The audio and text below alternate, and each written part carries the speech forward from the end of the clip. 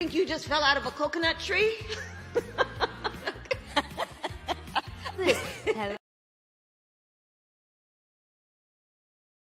Here I come to save the day. Here I come to save the day. Here I come to save the day. I'm done with life, and it's all Jermaine's fault. It's always Jermaine's fault. I'm done.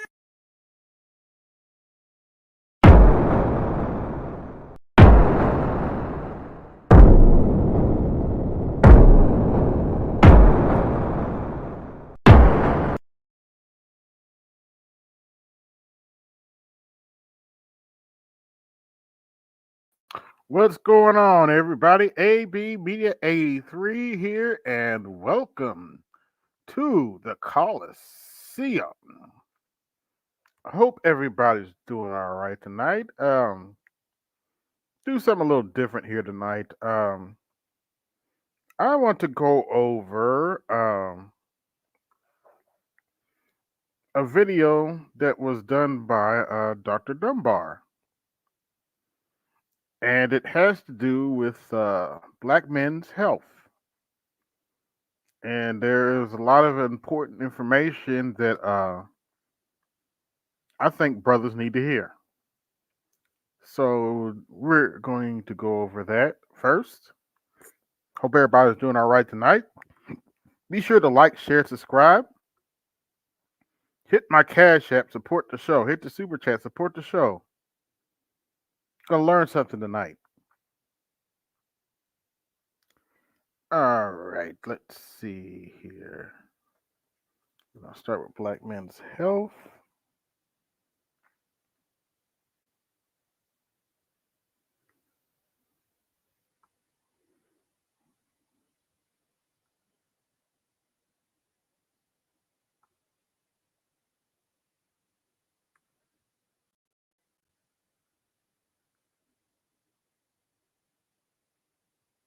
Been to the doctor in years. We have not gotten that. It's up to people's approval. All the little things we worry about, you realize once you develop a chronic health condition, all of those things get put in perspective. AB Media, I'm going to describe this hopefully in the most efficient, expeditious way that I can. Colorectal cancer, that is basically cancer in your large intestine. So think about your colon. I'm going to show a diagram of the gastro. In other words, that he's talking about colorectal cancer. That's pretty much cancer in your, as he said, in your large intestine. That's cancer where your fecal matter's at. In other words, just for reference. But let's continue. Intestinal tract to open this up, but that's basically he's also going to talk about colonoscopies and some other health issues. What that is. So whenever you guys see my streams start with my cancer cell, this is my go-to picture of a cancer cell. I've been using this picture ever since my first collaboration with Nicole Ali. Shout out to Nicole Ali. We'll talk about that later, Art. Whenever you guys see this picture, I'm probably going to discuss cancer. All right. And Nicole Ali knows a hell of a lot more about cancer than I do. Okay, let me share this over on Big Discussions 76, my original channel, in case any of the guys over there want to come over and partake in this, or if someone else wants to share it. Much of my audience, much of my subscriber base are black men, so this is highly relevant. And I was thinking, you want to come up leading up to this, that I think one of the statistics or one of the trends you hear regarding us as black men is that we don't go to the doctor enough. There's a huge mistrust of doctors and of the medical system in this country. And I think fear is a major reason that we as black men as a group, we don't go en masse. The problem is that our bodies change over time. Mm-hmm. I could get into the specifics of how cellular pathways alter and break down over the years. That's being Don't nobody say shit. What's going on, good brother? Hey, homie. I'm gonna sit back in the cut, play what you was playing. researched, and that's been researched. Gene expressions alter over the years. Shout out to the nameless protagonist. Your epigenetics, what's in your environment, those impact your human health, your diet. All of those things impact your human health, and that can change with each stage of your life, with every decade. So if you're not going to get checked regularly, there may be things happening inside of you that you don't know and that you are not privy to. I'm sure we can all think of, if I'm not talking about you, I'm sure you know relatives, Black men in particular, in your family who have not been to the doctor in years, who have not gotten their blood checked, have not gotten anything checked in years. I understand that there is a mistrust of doctors and medicine, but there's a danger to not getting Hey. as well for things. I'm actually glad you're here because we could have used you earlier this morning. We actually went over pancreatic cancer.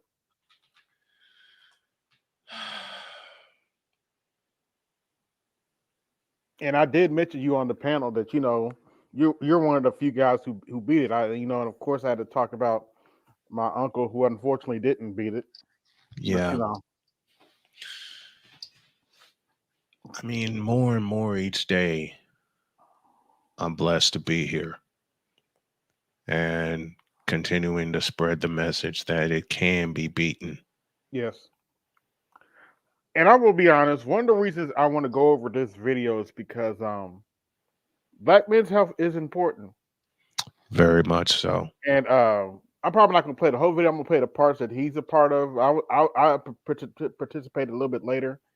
Mhm. But one of the things I pointed out on the stream was what a lot of people don't want to talk about is if you know a brother does not have insurance, Mhm. talk to him about getting insurance first. And Then fast. talk to him about going to the doctor. And the reason I say that is without that insurance, I can tell you from personal experience, that man's he looked at that bill. They said Mhm.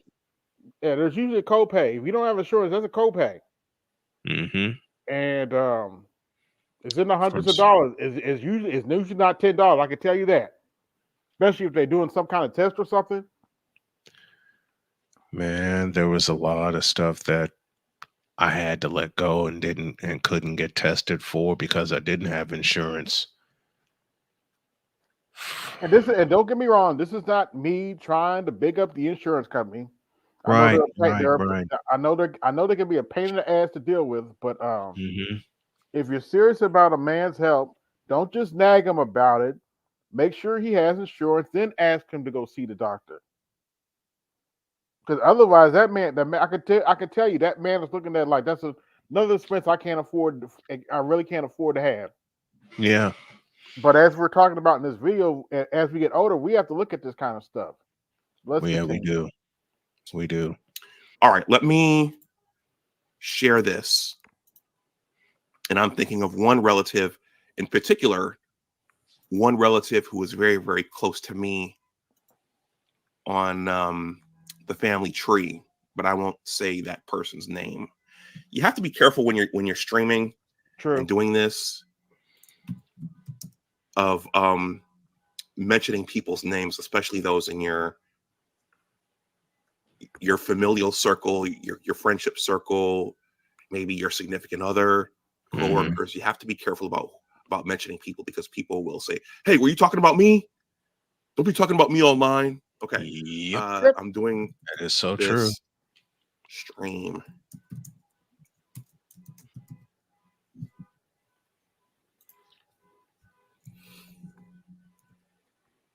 I'm also doing this because there's no reason Dr. Dunbar should have less subscribers than me. There's just no reason for it. None whatsoever. He's at 133K. I'm at about 205. Wait a minute. What? Say that again? He only has about 1,300 subscribers from what I'm looking at. Wait a minute. Hold on a minute. Let me. Which channel is that? Because I think he has 2 of them. Oh, he might have more on his other channel, but this channel is still important. Yeah, give me the title. Give me the name of that channel. I want to look at Big Discussion Science and Big Discussions. Big Discussion 76 Science and Technology and Big Discussion Sports. I think his sports channel might have a little bit. And that happens. Yeah. People watch your content and they say, "Are you talking about me? Don't be talking about me. Don't be telling my business. This have only Don't be telling our 1.3? business." Yeah. Why? If this is science and technology, which is something black men were If you guys hear something in the background there, someone's car alarm is going off. This mic is really, really good about. Yeah. Out canceling out ambient noise and background noise. So hopefully you all don't hear that. All right. I will see you on the other side of the intro. Please keep letting me know what you think. AB Media, I think you're going to be holding down the fort in the chat until some of the other usual suspects come through. I'll see you on the other side of the intro. If anyone is watching this, you're under no pressure to do so. But if anyone is watching this and wants to make a donation to the channel, I'm going to drop my Cash App and PayPal in the chat if you feel so moved. You know what that probably is? That's probably sometimes in the DMV, people, they're very particular about parking, especially if you don't have a parking pass to live in a certain community. And sometimes the tow trucks come through and they take vehicles out. And when they take vehicles out, their alarm systems go off like that. All right. Oh, don't worry. We are going to get into the shenanigans later, but I thought this was a little bit more important. This is important. What's the actual topic here? Okay. The actual topic is black men's health, colonoscopies, and colorectal cancer, which is cancer of the large intestines. Yeah, I was actually watching that stream and I seen you popped up on the panel, but I was pretty tired at the time, so I passed out. But I caught part of it. Yeah, I wish I'd had seen it this morning, but I didn't get up and get going until late. You need to follow his other channels so you could catch this kind of stuff. It was on the science channel, and I'm actually a pretty big fan of Dr. Dunbar's science channel. Yeah, I've subscribed this is optional. To science and technology to his I science just appreciate the technology eyeballs. channel.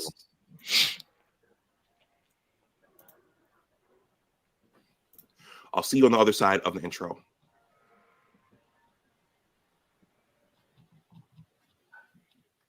So Anwar, I see you have the periodic tables on your chest. Mm-hmm. So what's that all about? Why are you walking around with a chemistry chart on your chest? Well, Cheryl. So this channel is a STEM channel. So when I was conceiving of it and figuring out how to grow it, I figured I should have some T-shirts to go with it. So the periodic table is critical to most of the scientific fields. Welcome to Big Discussions 76, Science and Technology. Science and technology are all around us all of the time, and there are always science and technology stories to tell. Well, there are always science and technology stories to tell. Hey guys, we're gonna talk about some human health today and colorectal cancer and colonoscopies and why you should care. But before we do, let's have some fun. So I thought I'd go smoke a. AB, real quick, can I say this? Quickly, come on. Yeah, I just want to say shout out to you for like actually like putting this up because like Dr. Dunbar, his science and technology channel doesn't get a lot of views. It I should. know. I know. That's one of the reasons I'm playing it. Yeah, so shout out to you for like Stogie putting last this night, up. but I decided to come back and rest. And I saw something on YouTube. This is a short. Science is broad. We're talking about human health today. A lot of you guys like to talk tech, but there's also zoology. Shout out to Dr. Thompson at Johnson C. Smith University by HBCU. Shout out to Marcus Williams. You always acknowledge the University of Michigan in your content, but you never talk about Johnson C. Smith University. This is a minute, guys. We're just going to start off with some fun, then we'll jump in. This is a fun fact about cats and their reaction speeds. Okay, this is just a minute. I promise this will be short. This is I actually pretty watched funny. this a couple of times last night.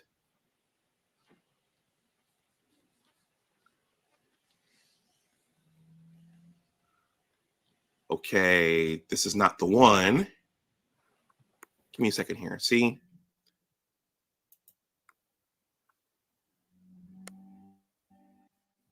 There we go. Let me see if I can expand this for you guys.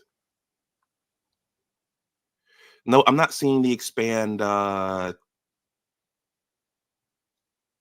function here. So you just have to watch it like this. Let me look for it one more time. Let me turn the sound on.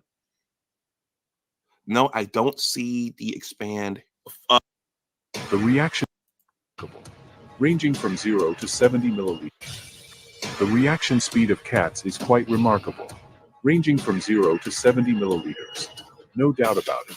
In the mammal world, this is the ceiling for combined attack and defense reaction. For the record, he probably means milliseconds, but you know. Action speed. Just correcting for the record. To understand their lightning-fast reactions, we can use snakes as a reference. The attack speed of snakes typically falls between 40 to 70 milliliters. In other words, snakes can launch an attack in as little as 0.04 to 0.07 seconds. Now cats, on the other hand, can assess risks and make evasive or even counterattack moves within this time frame. The reaction speed of Okay, we'll do that. We'll do that one more time. We'll do that one more time. You guys can look this up. This showed up on my feed last night. I love the beginning of this because it shows the cat jumping up in slow motion. All right, one more time. And someone else noticed in the comment section of this that the subtitle says milliliters, which is a unit for measuring volume, but the creator probably meant millimeters. All right, one more time, 1 minute. Okay. The reaction speed of cats is quite remarkable, ranging from 0 to 70 milliliters. No doubt about it. In the mammal world, this is the ceiling for combined attack and defense reaction speed. But as you can see, they can even detect a snake's reaction speed, and snakes are fast. Well, AB, it's like who's the king of the animal? Like, who's the king of the animal kingdom? Depends on the day. Well, like, it's the lion. The lion is the king of the animal kingdom. Mm-hmm. And the lion is actually a cat. So a cat is a descendant from the lion. So okay. To understand their lightning-fast reactions, we can use snakes as a reference. The attack speed of snakes typically falls between 40 to 70 milliliters. In other words, snakes can launch an attack in as little as 0.04 to 0.07 seconds. Now cats, on the other hand, can assess risks and make evasive or even counterattack moves within this time frame. The reaction. All right, that was just a little. You know, I might get into sharing fun science factoids when I do this, but I saw that last night. I thought that was interesting. Okay, so black men colonoscopies and colorectal cancer. You guys keep letting me know what you think there in the chat as this goes on. I don't intend to talk for an entire hour. I say that all the time, but somehow I always end up doing that. All right. So this, I thought this would be a good way to start this off. Shout out to my mom. Hi, Mom, if you're watching this. Let's start off with some statistics. I did download a larger PDF, but I think this gets to the heart of the matter. If you do a quick Google search on colorectal cancer and Black men and colorectal cancer, you'll find this. And it says, somewhere here, generated by, found by generative AI or something like that. But according to this, the question is, what is the rate of colon cancer in Black men? Okay. According to the American Cancer Society, colorectal cancer incidence rates in the United States are highest among Black men with an incidence of 58.3 per 100,000 in non-Hispanic Black men, compared with an incidence of 46.9 per 100,000 among all men. Let me read that again.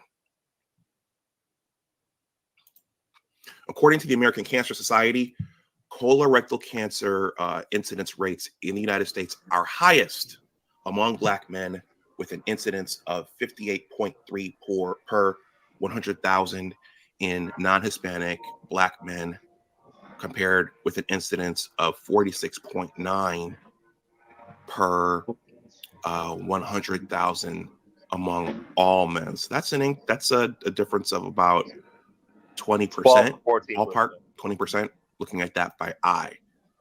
Okay, so colorectal cancer. I think everybody in the chat knows what cancer is. Cancer is the uncontrolled division of cells in our bodies. Okay, and that uncontrolled division of cells can lead to the formation of tumors. Mm-hmm. And those tumors can either be benign or they can be malignant. And if they're malignant, that means those cancer cells can spread to other parts of your body, and then you'll have tumors growing all over your body, which you don't want. But you also don't want a tumor of any kind in your body. So this is a depiction. This is on the thumbnail. This is a depiction of a tumor within your GI tract. I'm not sure if this is specific to the large intestine or if this is in the small intestine as well, but that's what I'm assuming this is an illustration, or it's an actual picture of a tumor. I'm curious, Snowman, you there? Yes, sir. How many tumors did they find when they operated on you?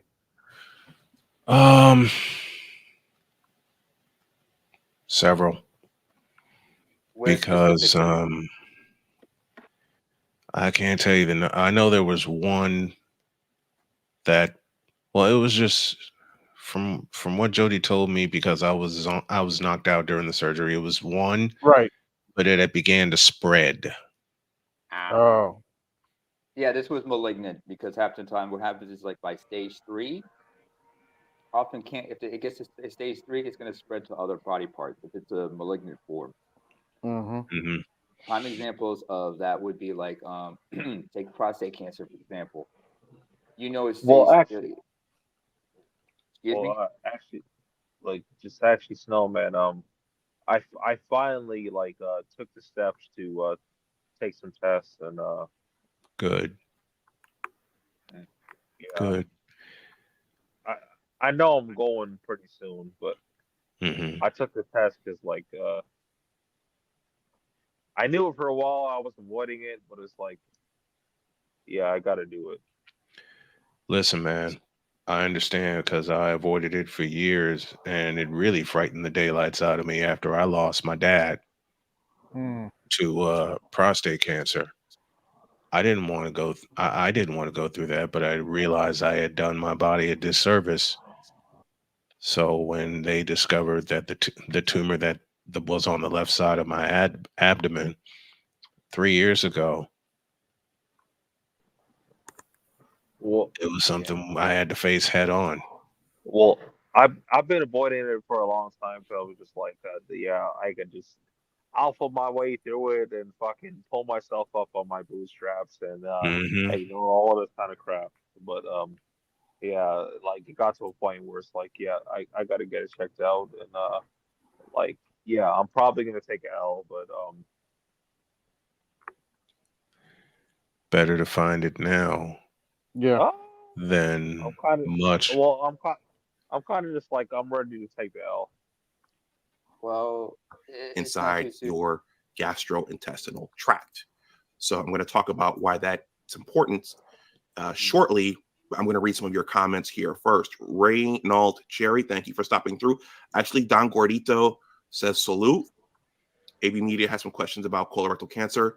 Don Gordito said, just share the stream. Oh, I appreciate that, Don Gordito. Very true. This is regarding, I think, Black men's fear of going to the doctor. Mm-hmm.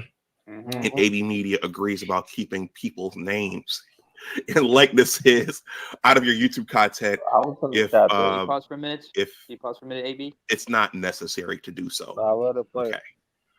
Reynold Cherry says, if you play with G.I. Joes or Nintendo 8-bit, it's time for a colonoscopy. That's true. So that would be for us. Fortunately, I got 4 more years at least. Yeah. There's a reason I asked you to pause for a minute, baby. One thing people have to understand is,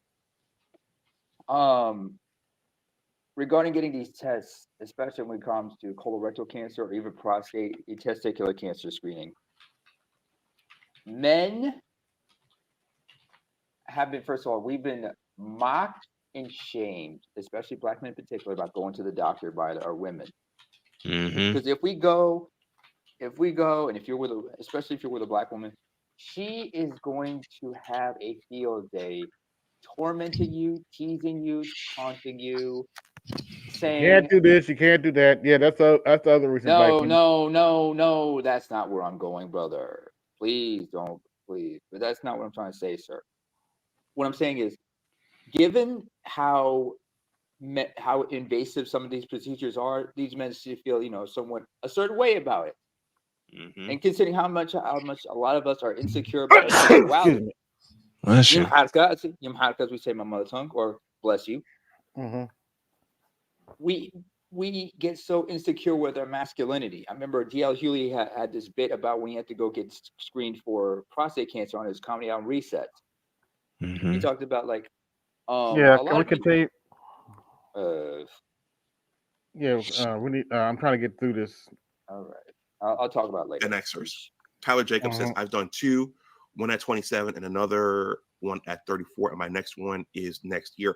Well, Tyler Jacobs, why, if you feel like disclosing it, why did you start doing those so young? Because my doctor said you're supposed to start doing them 45 and older. But that's, yeah, I think in the grand scheme of things, that's young to start having these analyses. I mean, they don't hurt, but why did you start young? Let's see. Tony says, do you think our diets are a contributing factor? You know what? I thought about that last night, and I'm going to show a diagram as to why this question is significant and why that matters. Tyler Jacobs says diet, stress, and a lack of exercise, but also genetics. Genetics do play a huge role. He says a family history of cancer. Okay. Reynold Cherry says, yep, 27 is pretty young actually for that. Tyler Jacobs says GI tract cancers. AB Media says, I got about 4 more years before I need to have one. Okay. Guys, I appreciate the participation here. Okay. So let's go back to Tony's question here. Do you think our diets are a contributing factor? And for the guys who don't have wrenches, I'm going to give you a wrench. Reynold Cherry, I appreciate your participation. So I'm going to add you as a moderator. And Tyler, I'm going to make you a mod as well. This is a small channel, but I want to show appreciation for those of you who come over here and listen to me talk about science. All right, so Tony's question. This is why this matters. All right, so this is maybe not the best picture of the human GI tract online, but some of these, well, this is the one I thought that would be most appropriate. So we as human beings, as members of the animal kingdom, we all have to ingest food. I've talked about glucose and cellular respiration on this channel, but we all have to ingest glucose to generate ATP, to live, to survive, to do this, to create content, to play basketball games, to work our jobs every day, to go to happy hour, whatever. We all have to ingest food. All right. And so for multicellular organisms like us, we have specialized organ systems to respire, to breathe, to get rid of wastes, but also to ingest food and to generate waste. So this is the human GI tract. All mammals have this. Dogs have GI tracts. Cats have GI tracts. Fish have GI tracts, if I'm not mistaken. Birds, the squirrels running around outside. Pretty much everything, every mammal, every multicellular organism has a GI tract. So stop that. All right. So you eat something. This is all biology 101. You guys know this. It goes down after the initial digestion takes place in your mouth with your saliva and the enzymes in your saliva. It travels down into your esophagus. From there, travels into your stomach. The foodstuffs, the substance, the things you just ate or drank, it goes into your stomach. It passes through the duodenum into your small intestine, which is these squiggly lines back here. There you see small intestine designating the convoluted tubes here. And then eventually what's not absorbed, the matter that is not absorbed, and I believe some of the water that's not absorbed, that passes into the rectum here, through the colon, and then into the large intestine. And this is where your fecal matter is formed and passes out of your body through your anus via the rectum. So that the end of that large intestine, that is your buttocks, your anus, when you sit down on the toilet, and that's when, when dogs do what they do. It's amazing how all living things assume that position. I mean, we sit down on a toilet, but dogs, they biologically know how to punch down, leave enough room to drop their load, and cats the same thing. All right, but that's the significance of Tony's question.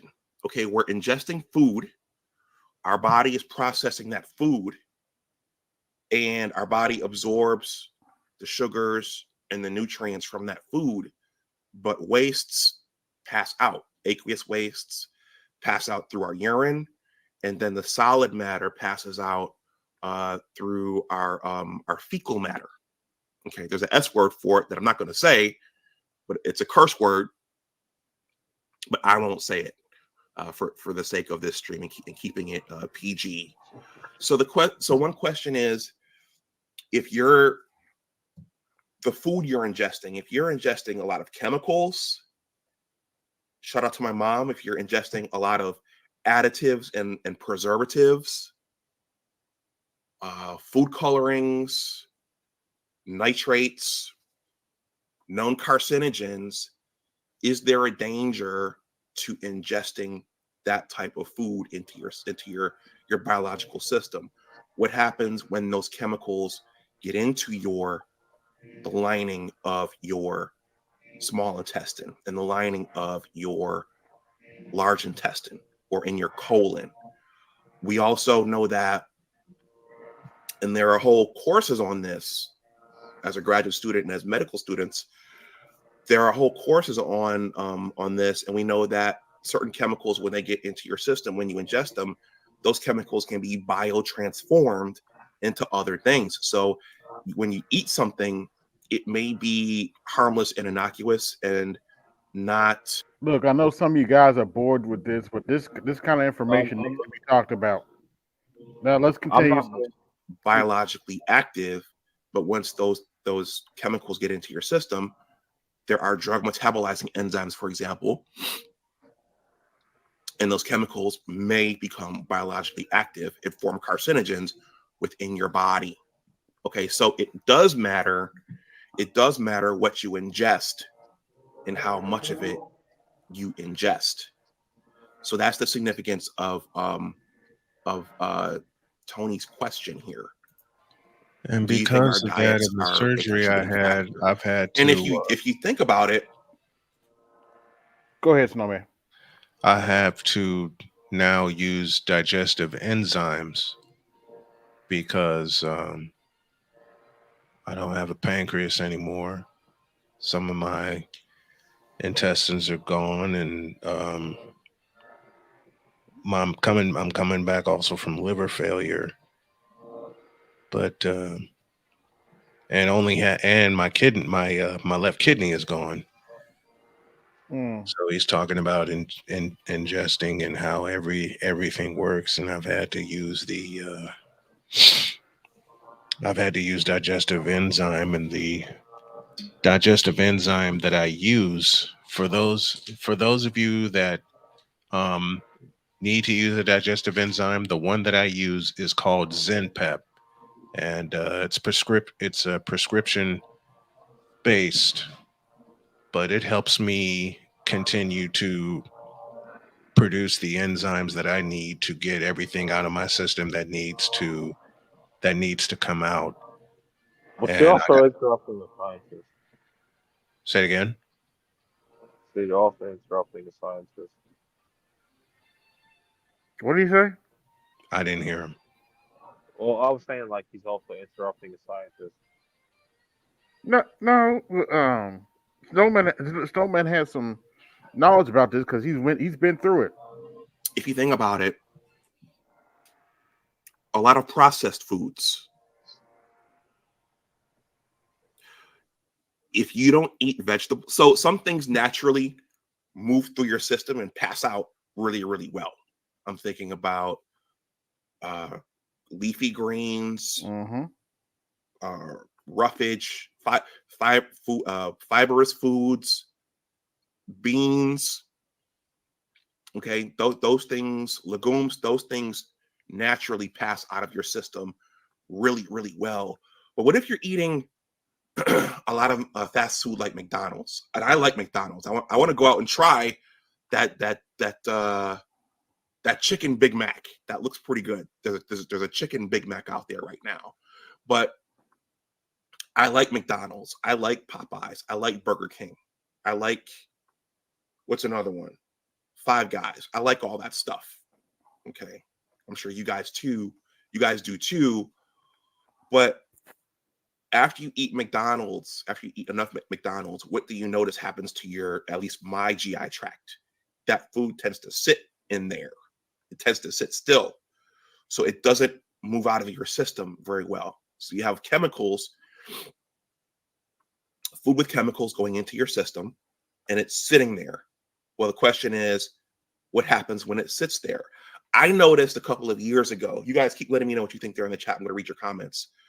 I noticed years ago, my dad got me this little mini grill, and I was grilling pretty much every Sunday because grilling is fun. Barbecuing is fun. Being a pit master is fun.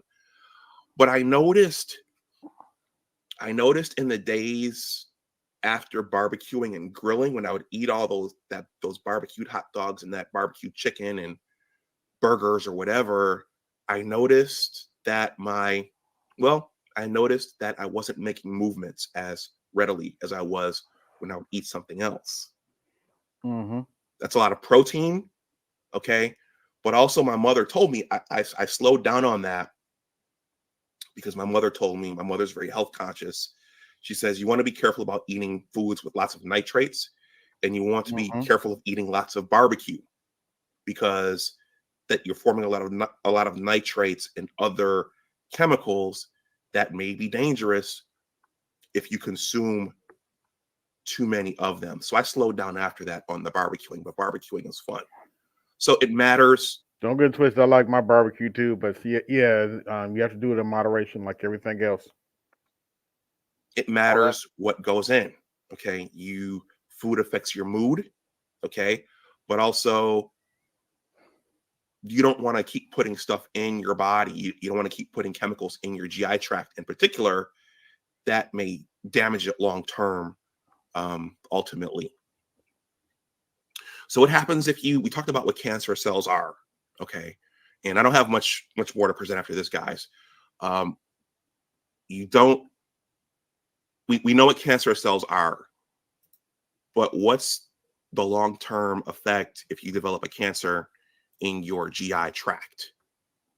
Okay, the long and short of it is, if you develop a cancer in your GI tract, whether it's in your small intestine, your large intestine, your colon, or somewhere in there, you're going to die not long after that, unless they're able to remove it. But that system it's buried deep in your body. So you would have to have some very, very skilled surgeons to get that tumor or tumors out. And then you'll have to be lucky to survive that long term. And that's what, if I recall correctly, now that I think about it, that's what killed off Chadwick Boseman, the Black Panther. Wakanda Forever. Let's look that up really, really quickly. Let's see what killed Chadwick Boseman. Shout out to Chadwick Boseman. May he rest in power.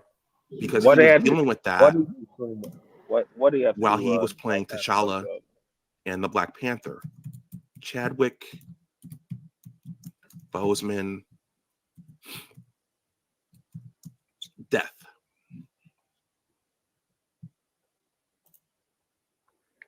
By the way, I got about 30 watching. Like, share, subscribe. Hit my Cash App. Support the show. Hit the Super Chat. Support the show. Learning tax is in effect. You learn. This is some real information you guys need to consider.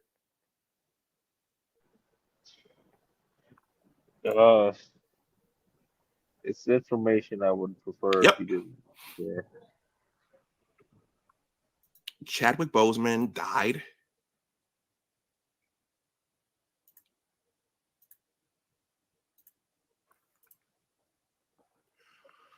There's Chad. He died at 43 years old. All right. And he died of colon cancer.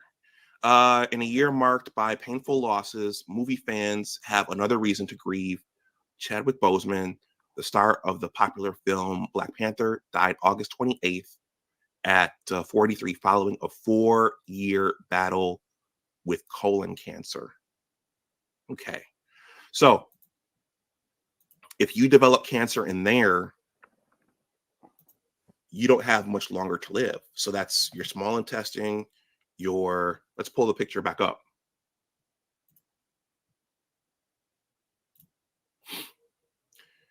Your stomach, and I believe there's even an esophageal cancer, but your esophagus, your stomach, your duodenum, your small intestine, your large intestine, your colon. If you develop cancer anywhere in there, you don't have much longer to live. And shout out to the late Dr. Joseph Vail Jr. from my alma mater, Johnson C. Smith University.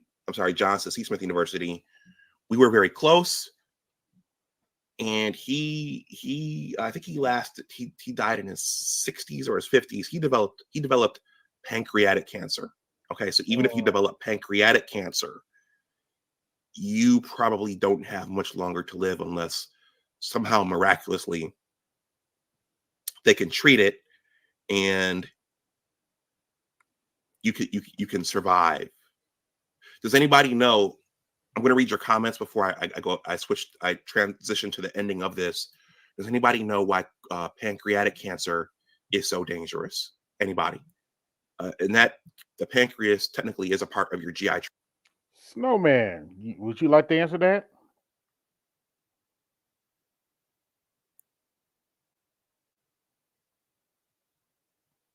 Snowman, you there? I guess he's doing something. He said he's got a phone call. He's on a phone call right now. He'll be right back. Oh, okay. Check the back chat every once in a while, LAB. Tract as well, but it wasn't listed on that diagram. Does anybody know why pancreatic cancer is so dangerous? Let's see what my scientists here in the chat think. Pancreatic cancer. Why is that dangerous? Ooh. I know. Massfed, do you want your camera on? Pancreatic cancer. And I guess in asking that question, I'm asking what the pancreas does. Why is that significant? Well, it produces insulin for one thing. I would say pancreatic cancer. I would say the stream that I'll wait a few more seconds. I don't think I have a picture of the pancreas in my records, but let's just look and see really quickly. Do you want your camera on? Do you want your camera on? Oh, never mind. Okay. Okay, Paul Ehrlich, partial. Let's see. Just if I could say real quick, like what I don't have a picture here. Well, let's do a quick. We have Google.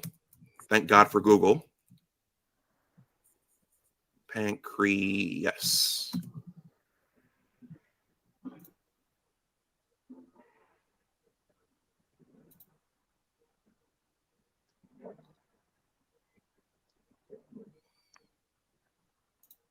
See if we could blow that up.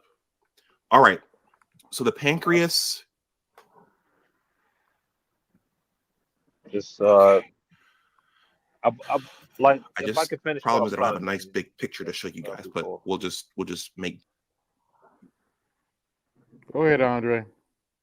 Yeah, Dr. Dunbar, he's basically been trying to say it's like he actually said this during his stream, but like I caught bits and pieces that kind of passed out while he was doing his stream. But he did say that like it's a common thing like in the Black community where we don't want to get checked up on because we have a distrust for like fucking doctors and stuff.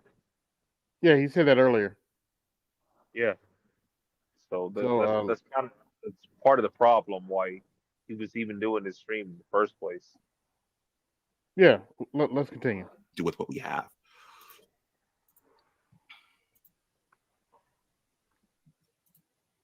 So the pancreas is a small little organ, and it is located. It's located just under the stomach, in between. It looks like in between the stomach and the liver. Okay.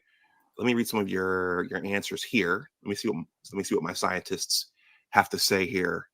So the pancreas, AB Media says, yeah, I had an uncle who passed away from pancreatic cancer. Reynald Cherry says, I forgot what the pancreas regulates. Tyler Jacobs, I don't know if this is true. The liver generates the bile. I don't think the pancreas is involved with regulating the bile. It doesn't produce bile. Tony, yep, the pancreas regulates digestion. Tyler Jacobs, that's exactly right. It regulates insulin. That's right. And it regulates blood sugar. So yeah, so Reynald Cherry says, and he says, I had to use Google as well. Yep, we all use Google. But as members of the animal kingdom, I am just about done here. I'm going to talk about colonoscopies immediately after this. Our bodies are made up of billions and billions of animal cells.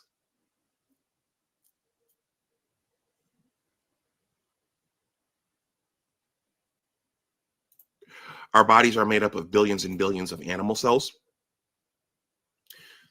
specializing, and they're all specialized. Okay.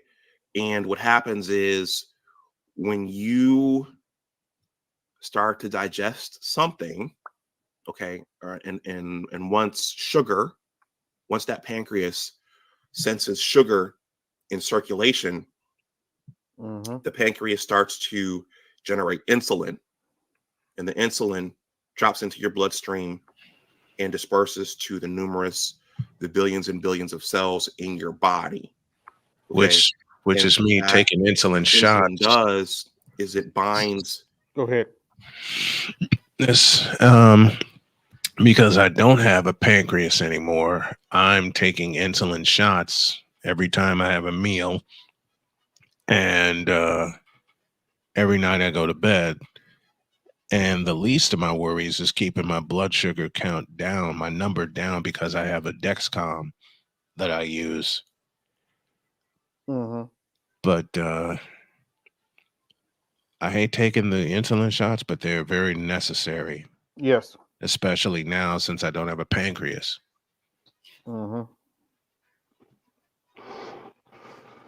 Yeah.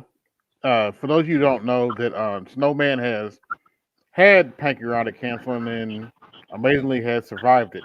So, secondly, the Dexcom is a device that people with diabetes use to monitor their blood sugar, and it's connected to a what looks like a cell phone called a PDM.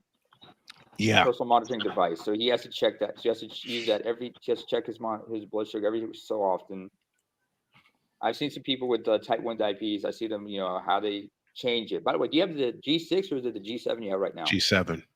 Oh yeah, you got the new one. Yeah, small, G7. It's smaller. Okay. Smaller, And discreet. You don't have to. I have my wife has the monitor. I keep track of it on my phone because there's an app that I use. Yeah, exactly. To make sure all the numbers stay down and everything. And the way it breaks down for me, so they can keep the numbers down and I can have constant insulin going through my system, is with each meal, I take a fast acting round of insulin, which is Humalog. Okay. And that keeps the sugar down, and I drink a lot of water.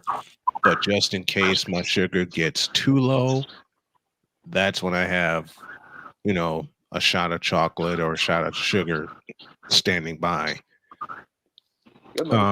At night, before I go to bed, I take a slow acting insulin. And that insulin that I take, that slow acting, is called Tresiba. Okay. And I take 34 units of Tresiba each and every night. And that routine, which I admittedly got away from because I hated sticking myself all the time, but talking with my doctor, my primary doctor, and my diabetes doctor and my nephrologist, it's necessary. Exercise has helped me keep my insulin going also, but I still need to take the shots. And I got to remind myself every day to take the shots, because I can tell you from experience, man, the last thing you want to be when it comes to your health, especially at my age, is stubborn. Yes. I have a question for Snowman regarding the insulin shots. I'm listening. I understand that certain people with type 1 diabetes, they have to use something called an Omnipod, which is a device that self-injects the right amount of insulin to keep their blood sugar down when it gets too high. Is that possible for someone like yourself who has type 2 diabetes? Is that a different case? It's got to be type 1. Okay. From what I'm told, it's got to be type 1. Since I have type 2, it can be controlled with the shots. Right. The other thing is, with me taking 34 units of Tresiba at night, that's the slow acting insulin, and it keeps me regular throughout the night. Another thing I'm learning to do is not to eat after a certain time, which is crazy for me because I keep such a crazy schedule, especially with my wife traveling for work as she is this week, and me having to travel in 2 weeks' time up to Gary. And y'all know I keep a crazy broadcast schedule, especially 5 days a week. Well, And- Snowman, like I only came back up because I heard you had diabetes, and like I have a friend that had diabetes, right? And I actually like helped him out, like when he went into diabetic shock, and that was like one of the fucking scariest things that I've seen. Like, yeah, and he actually ended I up. went into I've gone into insulin shock a couple of times. He actually ended up And dying. He actually ended up dying over that, and yeah. 2 years ago, like I want to say a month after surgery. That was one of my homies. So. Yeah, man. Yeah. Anyone that's dealing with diabetes, take it from a snowman. You don't want to mess around with it.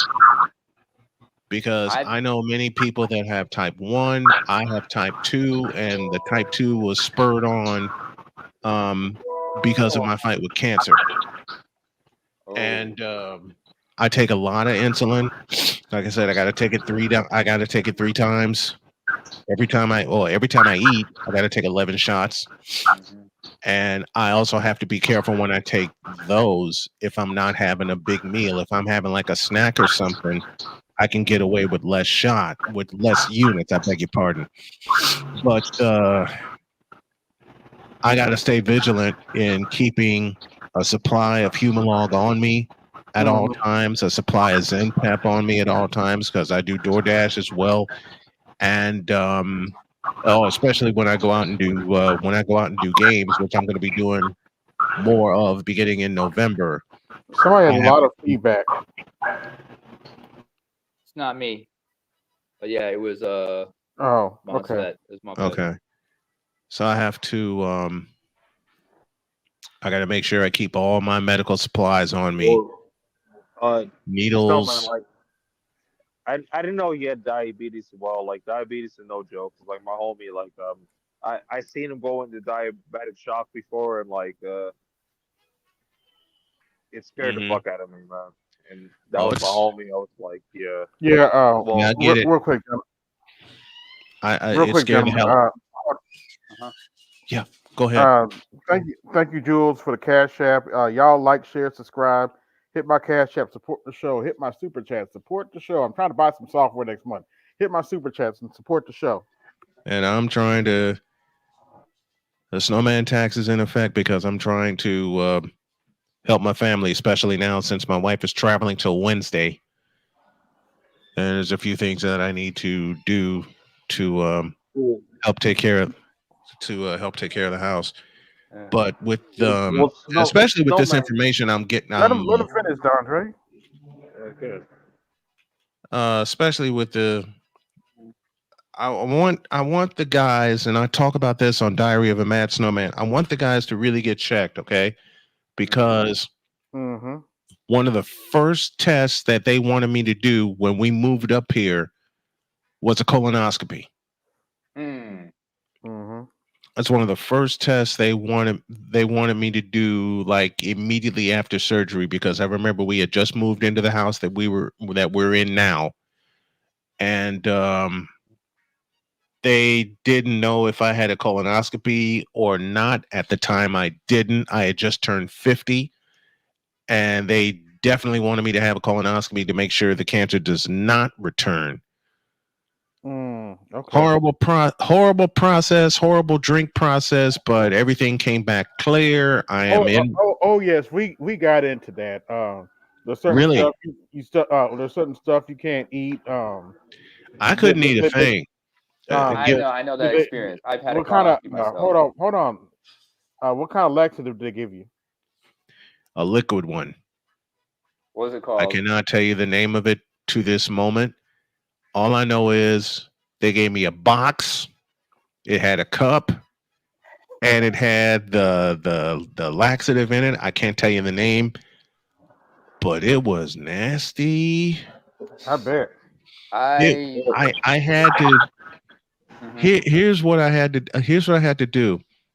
They gave me the box because I had it. I had gotten it November.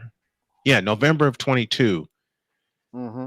And when I first went in to see my nephrologist, the first visit I ever made to him, he asked me if I had a colonoscopy, and I told him no. Mm-hmm. And I think that was 414. I think that was it. But it was a liquid. It was a liquid. What the hell is that? It was a. I had one called. It was a liquid. Could have been something like called Pico Prep. You know what? Bingo. That's because I've used it. That's the one. Bingo. It was Pico. Yeah, it was Pico. The only one I've ever seen was Miralax, but yeah, okay. Yeah, it was a liquid laxative that they gave me, and I had to do it. I had to do it for 3 full nights. Mm-hmm. I had to do it for 3 full. I had to do it for 3 full nights. And when I tell you, it cleaned everything out of me, even stuff I didn't have. I mean every word of that. It cleaned everything out of me. You could eat 24 hours prior to the process. I could not eat 48 hours prior to the process. And the reason they said 48, and for me, the reason they said 48 hours is because it was a 48-hour turnaround from prep to exam, because they weren't gonna schedule me for another 6 months, but then they had an opening within 48 hours. Oh, they rushed you. They found that they moved it up. So I had a meal, then I calmed down, rested, and then went through the prep, went through the process. Again, the funniest part I can tell about that is because the laxative was just so nasty.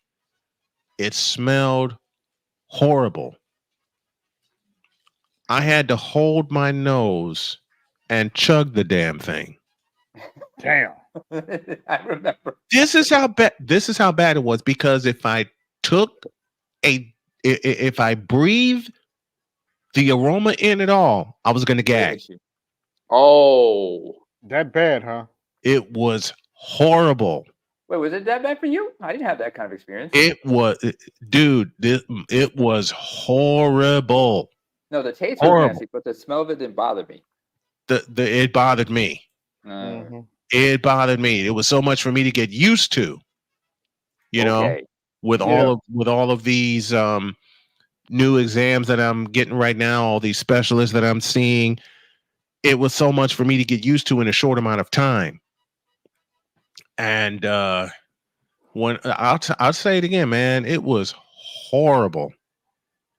And it was so bad, I had to chug it, or I'd gag, or I wouldn't drink the whole thing.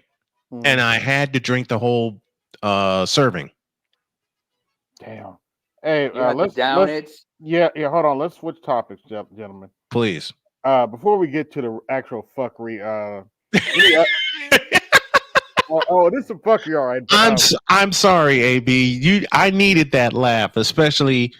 I know all this health talk is not everybody's cup of tea, but it's something we needed to go over for at least an hour. But yeah, we needed to, and thank you all for allowing me to share my story. I appreciate it. Yeah, I need you to share something else. Thank you, Snowwave. Any NCAA scores we should know about? Actually, man, let me take a look right now. Texas A&M beat LSU 38-23. Okay. Duke and SMU, 22nd ranked SMU, are tied 21 apiece. They're in overtime. Ohio State survives Nebraska 21-17. Navy got drilled by 12th ranked Notre Dame 51-14. Indiana over Washington 31-17. Ole Miss over Oklahoma 26-14. Top ranked Oregon beat Illinois 38-9. BYU over UCF 27-24. Alabama shuts out Missouri 34-0. Fifth ranked Texas over Vanderbilt 27-24. Florida State, their season's over. They got drilled by Miami 36-14, and Penn State over Wisconsin at final 28-13, and that's your top 25. What are your thoughts on IU? Because they've been on a roll. I didn't hear your question. What are your thoughts on IU? They made a liar out of me. How about that? They made a lot of people because they usually suck. They made a liar out of me because I picked them to lose to Northwestern, and they promptly hung 41 points on my Wildcats. Damn it! And they're averaging 45 points a game. This is their lowest point total, I think, since week 2. The 31 that they have today. And overtime update, SMU has grabbed the lead over Duke 28-21. Okay. That's in overtime. And for the record, don't feel bad, Snowman. If anybody had told us that IU would be undefeated at this time for any year, we would have laughed at you and looked at you like you was crazy. IU football, really? We can see basketball, but football? They've always Listen. What in the all types of blue hell? You know what? Thank you for that. Mm-hmm. Because I didn't. You know what? I got a better sound for that. In terms of IU football. God, you can't make this shit up. Actually, that is funny. You can't make it up. They're notorious for sucking every year. Mm-hmm. Not now. 7-0, top of the Big Ten. The only two teams that are undefeated in the Big Ten are Indiana and Oregon. And if they win out, they're in Indianapolis. And so is my crazy ass for the Big Ten championship. Well, we'll see. Yeah, no one expected Oregon to compete.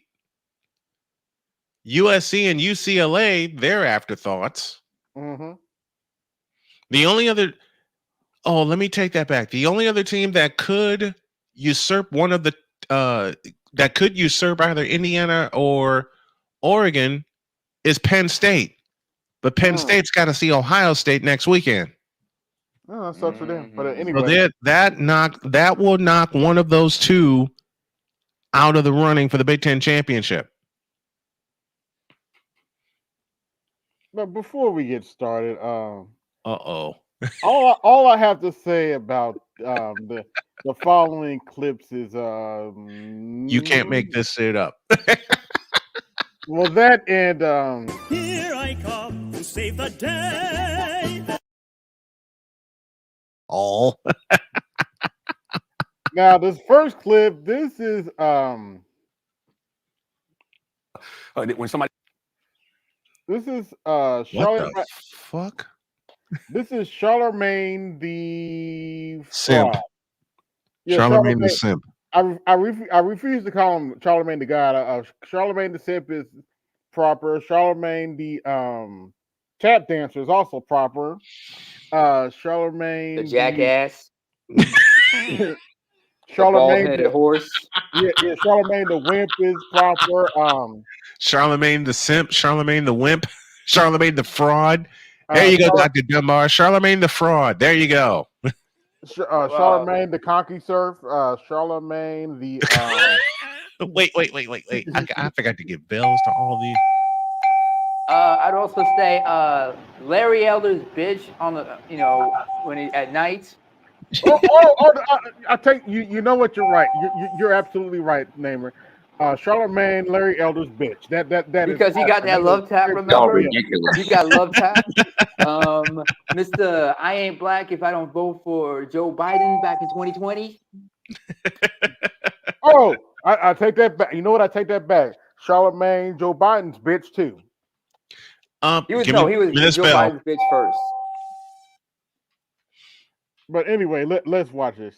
I think that her saying that she thinks that she believes Donald Trump is a fascist got a lot of headlines because it was the first time she said it. She's been going along for days saying Mark Milley said he's a fascist. This person said this. You raised the question of authenticity in your interview with her, and that was an authentic moment where she says, "Yeah, I do think he's a fascist," and I think that's why it had a reaction. You gotta be kidding me. You know, Donald Trump, he, you know, for whatever you think about him, if you like him, if you hate him, he is certainly who he is. He's showing us who he is every single day. Yeah, which is a fascist. And it's crazy because you still don't have news networks having that conversation. Like when somebody says, when somebody questions. He's called fascist, in other words, somebody like Hitler.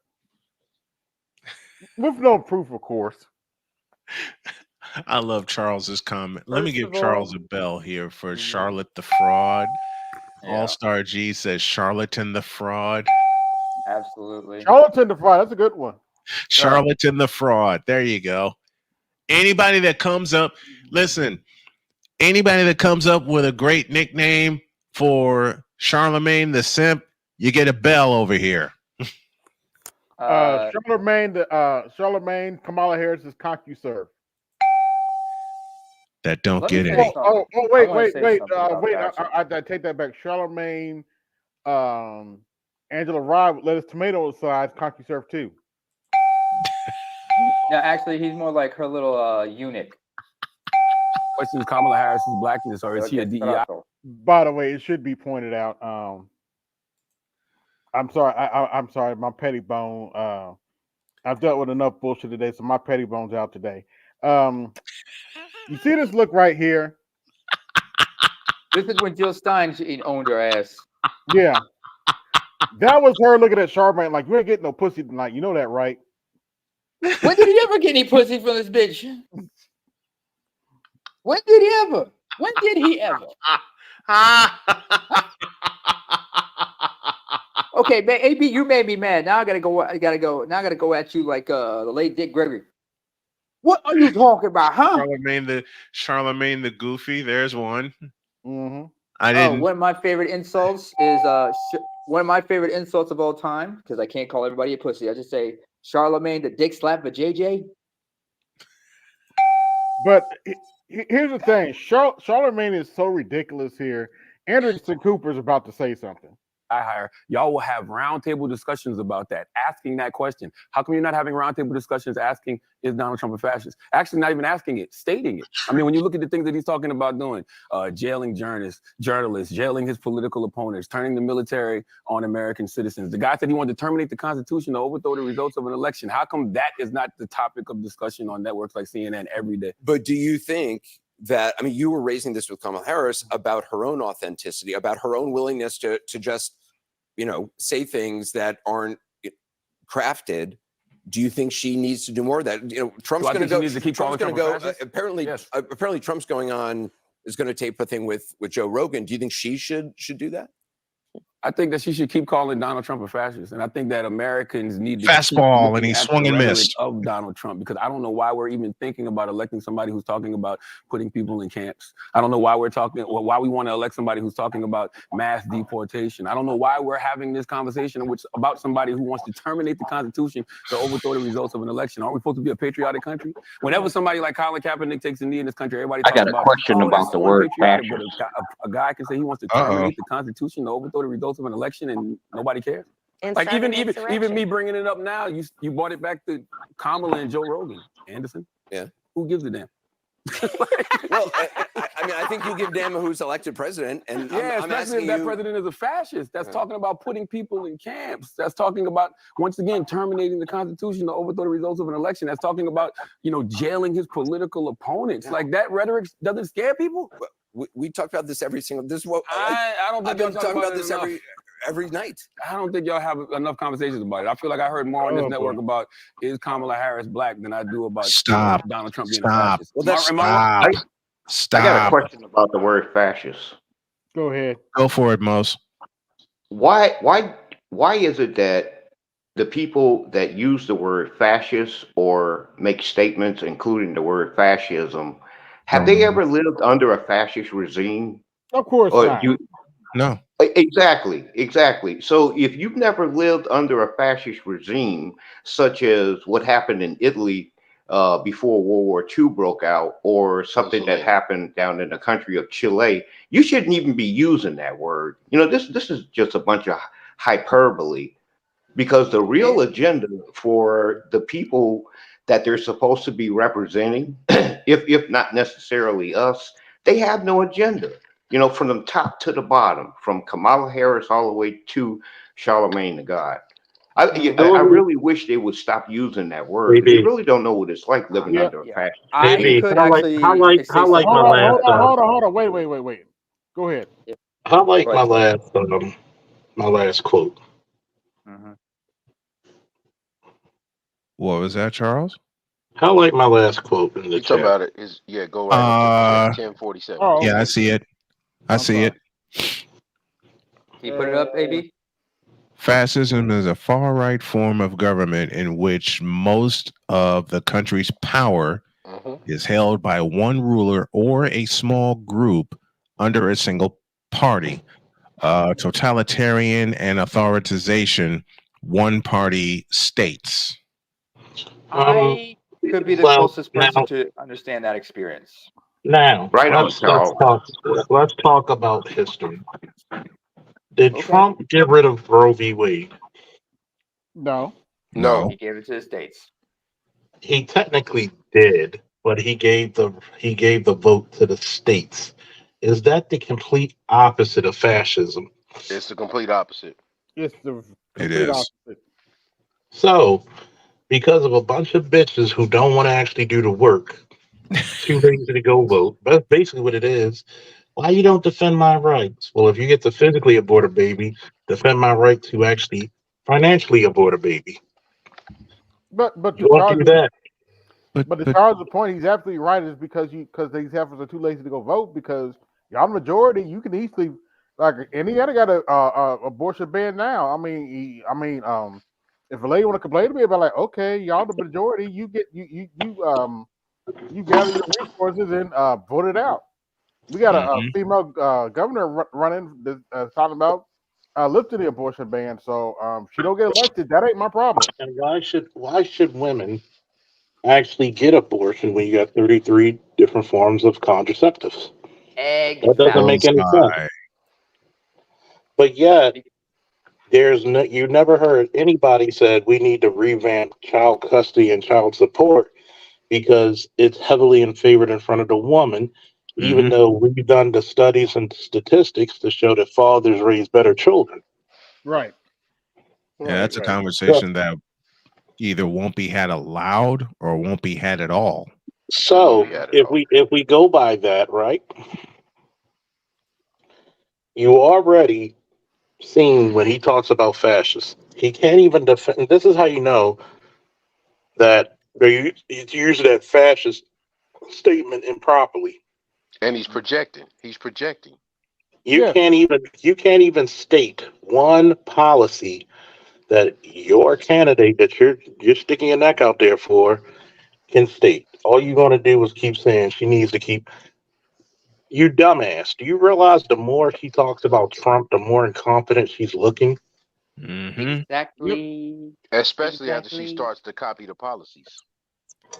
And then on top of that, wasn't Kamala Harris making a statement to how we should limit speech on the internet because they were talking negatively about her? Yes. Is that not the definition of fascism? Yeah. Her and Hillary Clinton. Yep. So when you pin these libtards down, actually, shout out to Jimmy Joe. I prefer his term, shit libs. Shit libs. I love it. Because when you think about it, you didn't hold Kamala down to anything. Let's ask them these real questions. Why are you giving $200 billion to Ukraine, $60 billion to Israel, and $370 million to Lebanon? Tell it, brother. Don't forget about the immigrants. You can't leave out the immigrants, Chuck. You gotta add that difference in there. Why? Here's the question. Why did you take the majority of the money from FEMA and give it to migrants, but yet only $750 are given to people who lost everything in their homes in the Carolinas? If they can even qualify. If they can even qualify. Let's tell the truth. It's not even about if they qualify. How the fuck can I even get to a computer if all the power's down? Yep. Because she figured Americans can survive off of that measly $750. That's we good. Everybody else can get everything they want. Then But on us, top of that, you cause massive global inflation by sanctioning Russia. Yep. But You let's Yeah, and then look at what Russia did. yeah. Now let's continue because Anderson Cooper is about to surprise everybody. Honestly, here. that's bullshit. I'm Yeah, sorry. see? I like that. That's no, Go that ahead, is Anderson. no, I'm not About is people. We talk about this every single. This is what I don't think I've been y'all talk talking about it this enough. every night. I don't think y'all have enough conversations about it. I feel like I heard more on this network about is Kamala Harris black than I do about Donald Trump being a fascist. Well, am I wrong, Angela? Honestly, that's bullshit. I'm sorry. Oh, I like that. That's Go ahead, Anderson. No, I'm not. Look, I'm a huge fan of yours. Okay, but to say that we're This is What? Yes, let me- that's Angela Rye with lettuce and tomato on the side. Shout out to Professor Black Truth. Anytime you make Anderson Cooper say bullshit, you know you full of shit. You full of shit, Yep. bro. Like You full of And absolute it's coming out shit. both ways. and it's You totally are absolute because usually he's famous because anybody who's been watching Anderson Cooper for at least 2 decades now, Right. he's usually very even kill. He's actually very moderate. Yeah. He's very moderate. He's not conservative. He's not liberal. He's in the middle. Mm-hmm. So when he has to call you out for your bullshit, that's what it's called here, moderate. You're in the middle. It's centrist too. It means the same shit. But here's the part. Here's the part. When he has to call you and say you full of shit, because here's the one thing. We still don't know. I mean, we'll go by BGS's definition. Mm-hmm. Because this chick does not tell the truth about any damn thing. Nope. She can't answer any. Anytime you talk about policies in Kamala, you don't get a direct answer from her, Tim Walz, or anybody who's actually in support of her. Continue, please. I was born in a middle class family. My mother didn't get a house. She says that shit. We should do three words. And on a slow thing. The next time she mentions middle class family being raised by one or Trump, we're gonna take shots. Yeah, we're sitting and around discussing. If that's the case, then we're in trouble. Oh, I mean, I've seen that. I've seen those that's roundtable definitely discussions on. a lot. Now That's that's true. bullshit, Anderson. For you to say that y'all don't have those conversations. I've never asked somebody is. Oh, I'm not saying Kamala you. Harris I said the Not network. you. He said the network. He I don't didn't You think say just anyone said I don't think him, any you anchor on this network dumbass. has been going around saying, "Is she black?" Y'all never It's had definitely. It's definitely we have had. been. Pause. I'm sure we. These two idiots, bro. I despise them, bro. Like he's a dude that you know he must have been taught when he grew up to sit down to pee, and she's just there to puppet him along the lines to keep him in line so he don't make the gynocracy mad.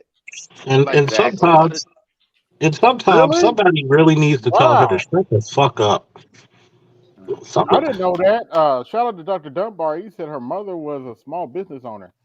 Yeah, okay. Sometimes, By the way- see, this is the I'm gonna say this, then I'm gonna give the floor. This is the reason why a guy like myself cannot be on the Breakfast Club, because as soon as she cuts me, can you shut up? Can you literally shut the fuck up? I'm pretty sure your parents taught you manners, to wait your turn, have some goddamn impulse control. Does she have a man? If so, we know that motherfucker's dick is in her purse. Yeah, like look, like And you hanging said out though, of the purse. like you said though, Charles, like watching Oh, here you her are. when I seen her with Jill Stein was on the Breakfast Club with them. Like I'm looking like this is ridiculous. They won't even let the lady talk. So why even invite her on if you're gonna overtalk the guests? The show is Every not time. about you. Like, it's utterly ridiculous. And this dude does nothing but jumps up and down with pom poms, and then he defers to the woman and says, "Is that right, Angela? Is that right, Angela? What are you asking her for answers for when she knows nothing about anything? Because she's an airhead too. And at the end of the day, all they want you to Airhead do is right. is vote blue no matter who. Mhm. Like, they don't give you any leverage in the game. Everything they talk about on their station. Because remember, the Breakfast Club was sponsored by you know who, Mr. So Vote or Die. Mr. Vote or Mhm. Die, Revote TV, the whole thing. So Oh, every time they Jesus. pop these people up, every time you look at it, bro, every every day now they've been bringing up a different celebrity that's black that plays music in black communities to bring up to make you vote for them. Hmm. Speaking of Every which, day. we're gonna skip around here a little bit and shout out to Art. Yeah, I hear what you're saying, Art.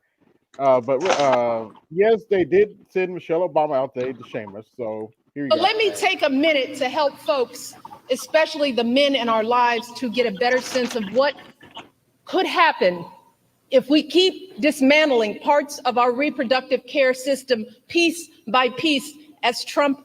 Didn't nobody tell Ruth Bader Ginsburg to keep on? She should have retired when your husband was in office. Intends to do. I want folks to understand the chilling effect, not just on critical abortion care, but on the entirety of women's health. All of it. There are good reasons why so many women and physicians are horrified by what's happened since Donald Trump's justices overturned Roe v. Wade.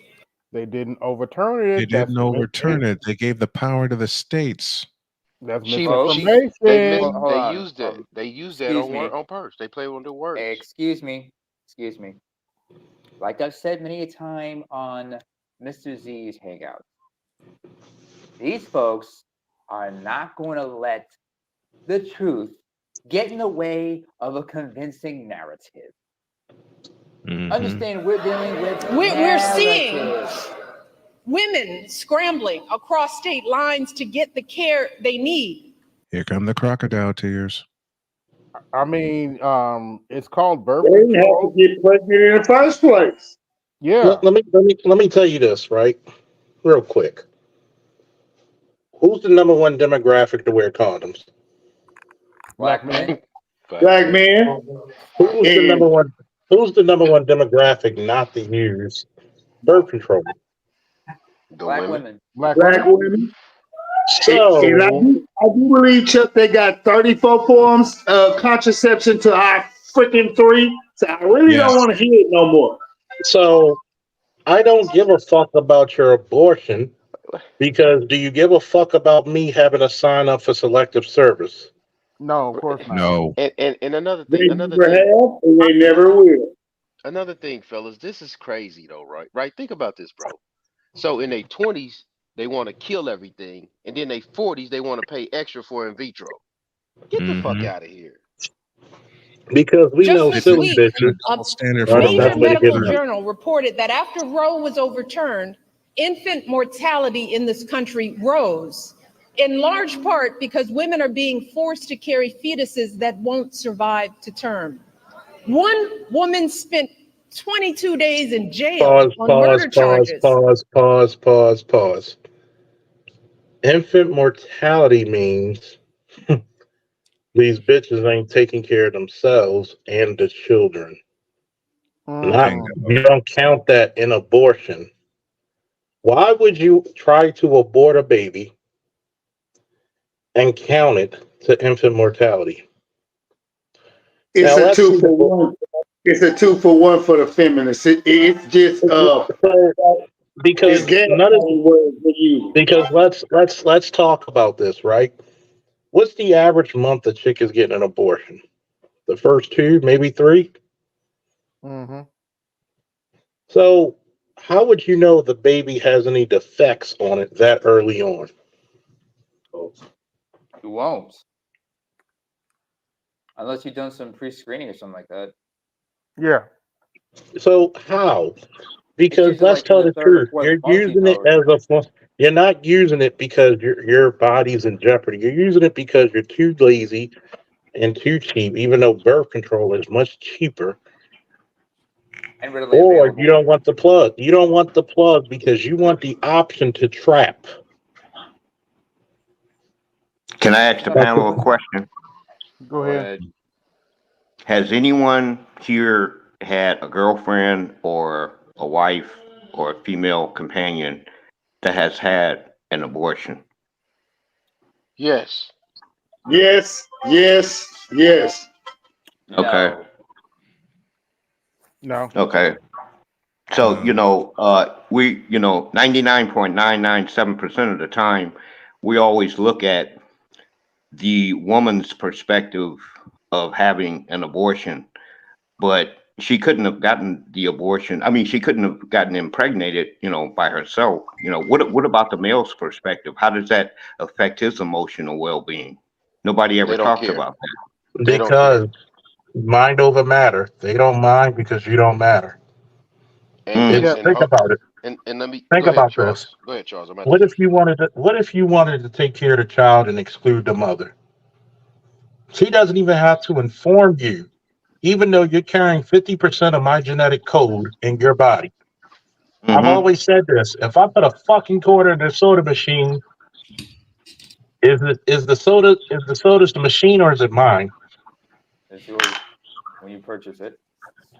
Exactly. Why is it that why don't I hear anybody say should a bitch be fined and incarcerated if she commits paternity fraud? I think a bitch should also be imprisoned, should be charged and imprisoned if she falsely accuses a man. But And that's she neither should here nor there. actually, and here's the kicker, she should actually pay the child support money back to the man. Yes. Since we're supposed to be a fair and better union, a more perfect union, that's the words in the Constitution, right? Yeah, So let's how finish. does True. Charles, let's but finish. if we After she go ahead. miscarried in her own bathroom. We are seeing doctors unsure if they can treat ectopic pregnancies.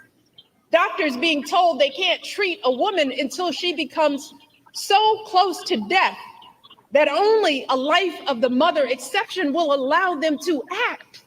That's a So goddamn just lie. imagine That's the bullshit. profound Hippocratic text oath for wouldn't allow all. that. Pause. Hippocratic oath would not allow that. That's a goddamn lie. That's a goddamn lie. Close to death, my fucking ass. Because if that were the case, my daughter would still be here, you stupid ass. If that were the case, my family would still be here, and I wouldn't have lost my daughter at age 2. Fuck you and everything you stand for. All of us, if Donald Trump wins this election, in Fear. states that are already putting abortion Fear-mongering. bans into effect, his It's FDA fucking could further fear-mongering. outlaw patchwork systems of telehealth appointments and mail order pills, thereby eliminating the last remaining protections for women in those states.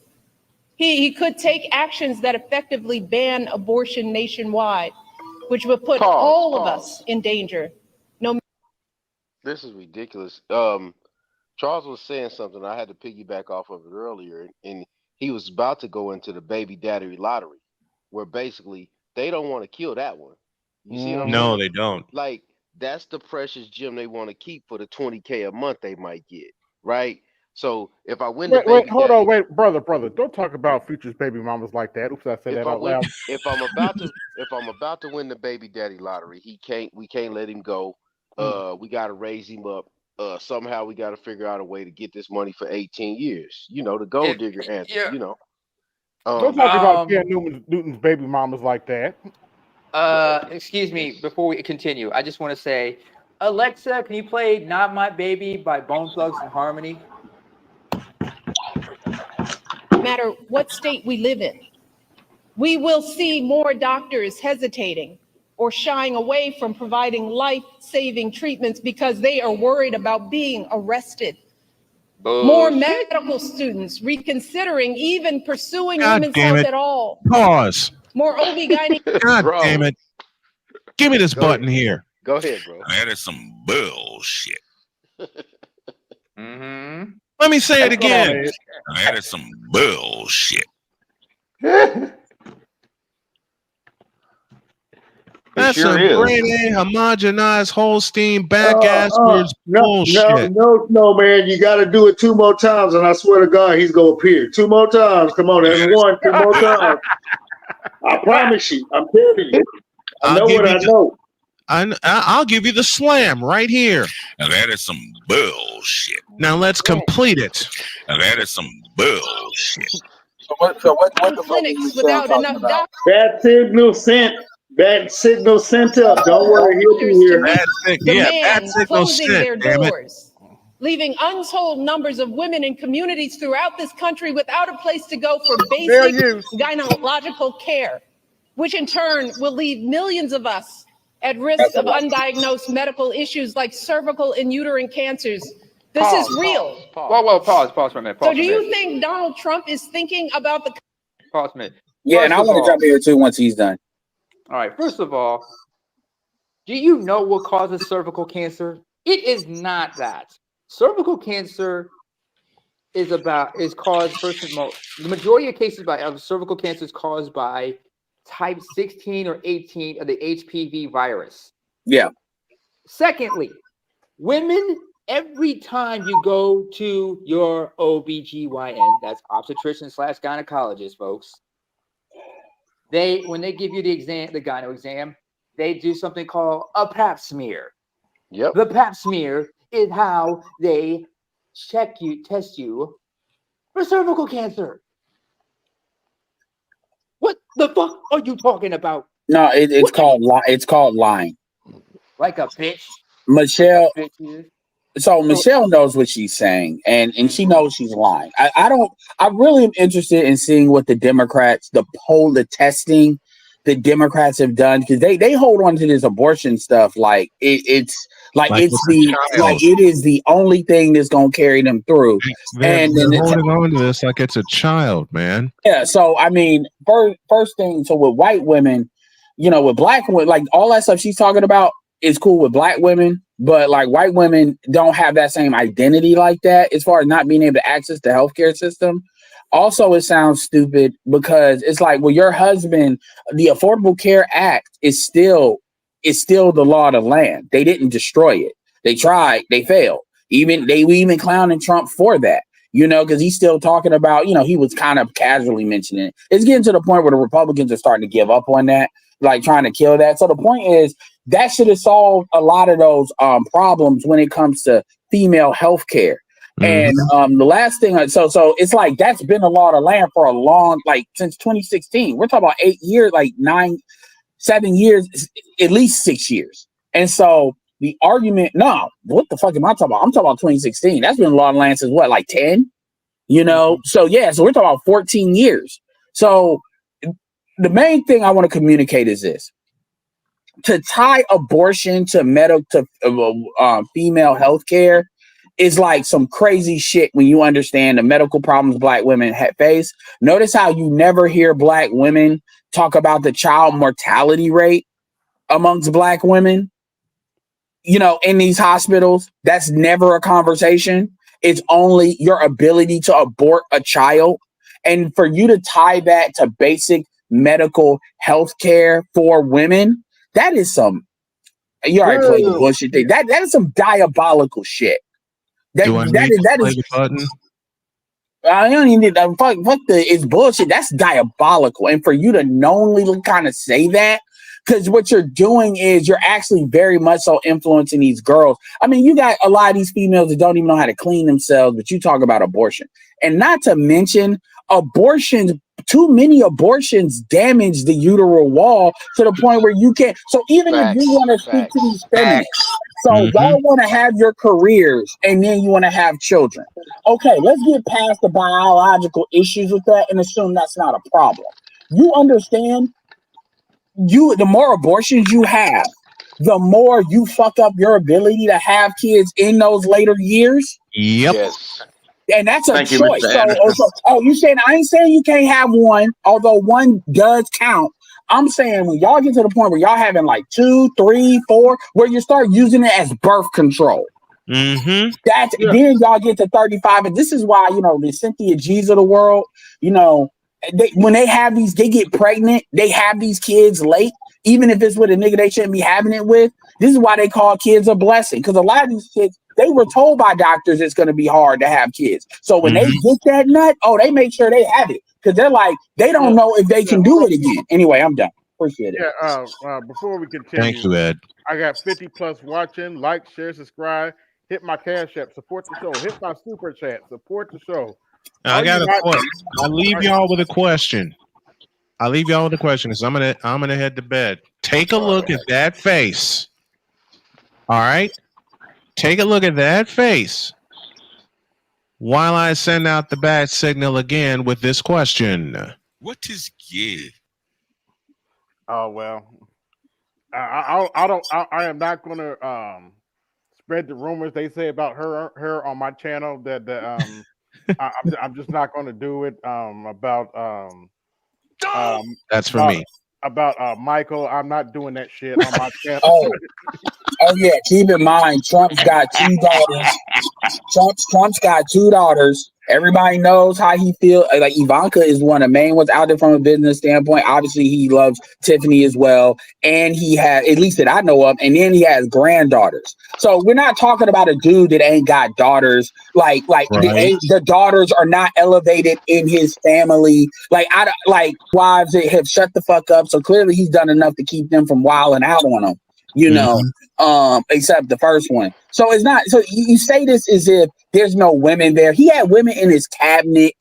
Betsy DeVos. He had. Let's stop acting like this is a dude that ain't got females around him. He had Omarosa until he fired her. But anyway, let's. Well, yeah, and Omarosa's always been hovering. Yeah. By the way, millions of women who will be living in medical deserts. Does anyone think he has the emotional maturity and foresight to come up with a plan to protect us? No, he doesn't. Yo, we are teetering on the edge. No, I mean, he's even immature. before these state bans, America was already lagging behind every other wealthy nation on measures like maternal mortality and paid leave. Oh, now you bring it up. So we could be right back to the days before Roe, which many young people here don't even remember. The days when abortion. Half of them were. Hold up, young people. That was over 50 years ago. What are you talking about? What makes this crazy is okay. So she brought up the mortality rate. My thing is the mortality rate didn't get. It's not because abortion is not the key to that. Like black women are if you look at, by the way, don't talk about the black female mortality rate. I'm talking about the child mortality rate. Abortion's been a law of the land the whole time. In the last 50 years, like you said, is all this is I'm tying medical health to abortion. And that's some death panel shit. Yes, it is. For children. It's called It wasn't as safe as it is today. The days when the number of mothers of color dying in childbirth was 30 to 40% higher than when it was under Roe.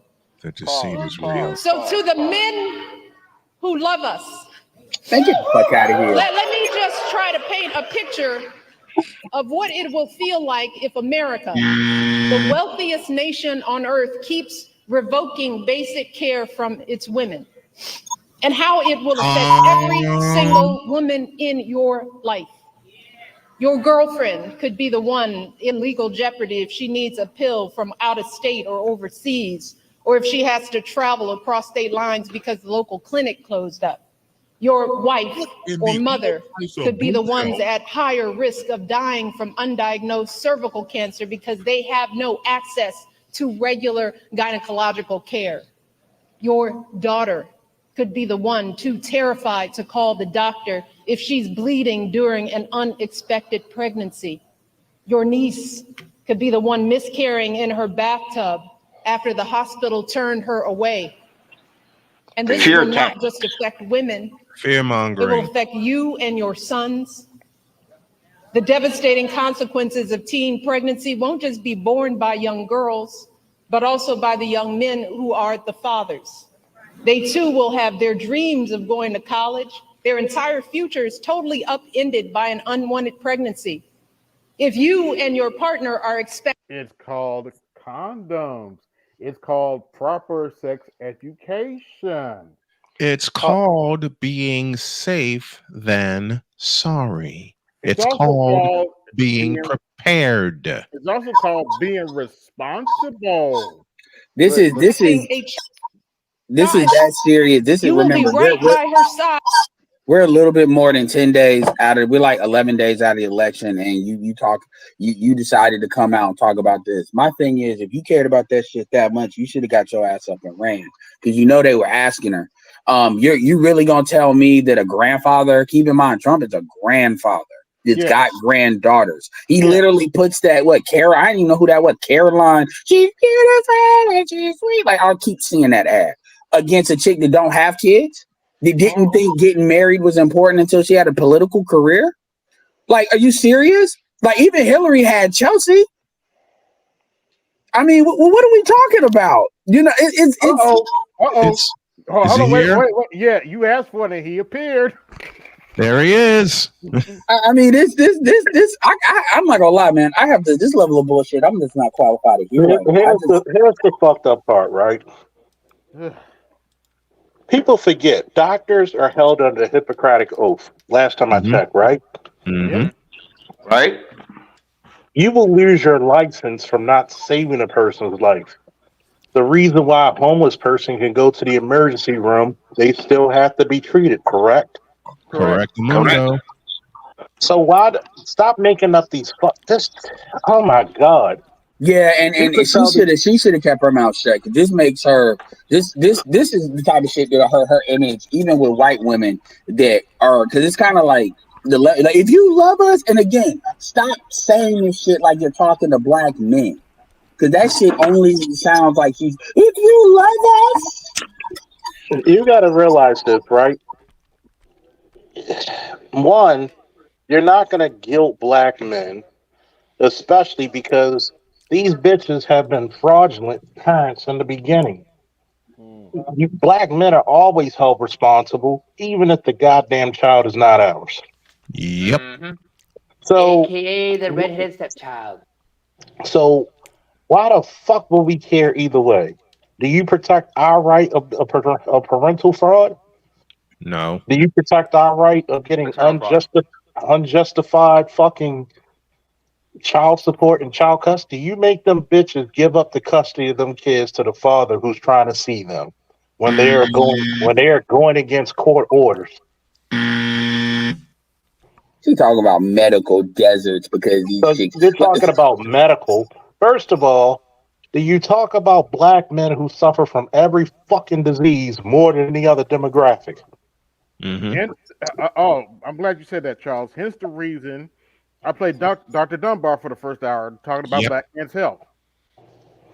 And how many times have I told you the number one thing about a black man, two things that are deadly to a black man: stress and cholesterol. Yep. Yeah. Those are two of the most. And guess what the fuck we have a abundance of? Fatty foods and a bunch of bitches that stress us. And I've had to fight both. I've had to fight both stress and cholesterol. Here's the thing. Everybody doesn't even think about it. Nope. When all these idiots out here saying COVID's not real, but you're talking to a guy who had it, and COVID hit me so hard it made my sugar go up to 550. Ooh. COVID's not real, huh? I could have went into diabetic coma. Yes. That's what my wrestling coach died from. So you're telling me, and thank God I reversed it in such a way that I don't even have to just like I never had it. So you're telling me black men should forego their fucking health to worry about you. And then you're playing fucking wheel of daddy majority of the time with the baby, because I'm glad somebody said it, where I was alluding to, you can pick and choose who you want the father to be. Abortion was never meant for you to use as a child birth control. Birth control. Birth control. Yep. It was meant for medical emergencies. Mm-hmm. But a lot of women now think that. Why would I need abortion if I'm already practicing, either Safe sex. abstinence Responsibility. and it's sad because if you get to physically abort, why can't the man have the same rights? Tell me, what rights do women have that men do not? I mean, all this is they begged Michelle. I mean, them numbers must be trash for black men. Because you would think they would have other fear mongering tactics for other demographics. This thing that they're like focused on black men, them numbers must be fucking trash amongst black men. Because they're not dumb enough to just keep on saying this and just assuming that people are just gonna pick up on the fact that they talking about other demographics as well. Them numbers must be trash, and they must be trash in critical states that they need black men to show up for. They are continuing terrified to if think her that blood they pressure can. is too high, or if there's an issue with the placenta, or if the ultrasound shows that the embryo was implanted in the wrong place, and the doctors aren't sure that they can intervene to keep the woman you love safe. If your wife is shivering and bleeding on the operating room table during a routine delivery gone bad, her pressure dropping as she loses more and more blood, or some unforeseen infection spreads and her doctors aren't sure if they can act, you will be the one praying that it's not too late. You will be the one pleading for somebody, anybody to do something. There's some more And blankets. then there is the tragic but very real possibility that in the worst case scenario, you just might be the one holding flowers at the funeral. You might be the one left to raise your children alone. See, these are just some of the ways women die during childbirth. And I don't want to be a... Wow, she said that if black women let their children see their father. Oops, did I say that out loud? Downer, y'all. Say it louder. But in many cases, there is no warning and things go bad very quickly. And when it happens, every second of hesitation or delay can lead to devastating outcomes. So I am asking y'all from the core of my being No, you're not. to take our lives seriously. Please do not Pause. Please. Oh my God. Pause. Please pause. She is asking, like, this ain't directed toward black men in the first place, part one. Part two, she's asking us to take their lives seriously around a subject where they never took our lives seriously. Fuck you and your ticket too, in the immortal words of the late great George Carlin. Well, this sounds like she comes from a demographic that has as many abortions as black women do. It's a reason why I get of all the things Michelle could have talked about, because they could have had other women come out and talk about this, white women talk about this, if they think that this is so important to white women. But they chose to have a black woman talk about this. And again, this is election. It's not like black men are a small demographic. She's born and raised in Chicago. What do you think? Yeah. I mean, these chicks sound like they don't know how to, even the wrong. Oh, that's all I was going to say too. The shit that she's talking about, this is when you have late age pregnancies. That's what she won't say. Like, these are like north of 35, north of 30, mainly north of 35 pregnancies that she's talking about, where a lot of this stuff happens, where you really ain't got no business having a kid in the fucking first place. People always forget almost 100 years ago, like the life expectancy for people was like 45 years old. Yeah. Like people forget 100 years, like people like when the Titanic went down, like it was been like in the 1900s, like right there in that time, and then it started to come up, then it shot up again to what we kind of have now. Pregnancy was probably a big part of that, but that wasn't. No, it wasn't, because they were having kids earlier. And the problem is with the technology and stuff we have now, they can correct. First of all, they can do a C-section. Ask me how I know. My mom had 3. Like there's a lot of medical stuff we can do other than aborting a kid. And so for her to tie it to that so completely, she's making it like these motherfuckers can't even read and write unless they can have an abortion. Like literally, they can't, like it's dangerous for them to have sex unless they can have an abortion. As if morning after pill is not out here, unless C-sections are out here, unless there's not other procedures. It's the same arguments they were using in the late 60s before Roe v. Wade. Same arguments. Same arguments and louder.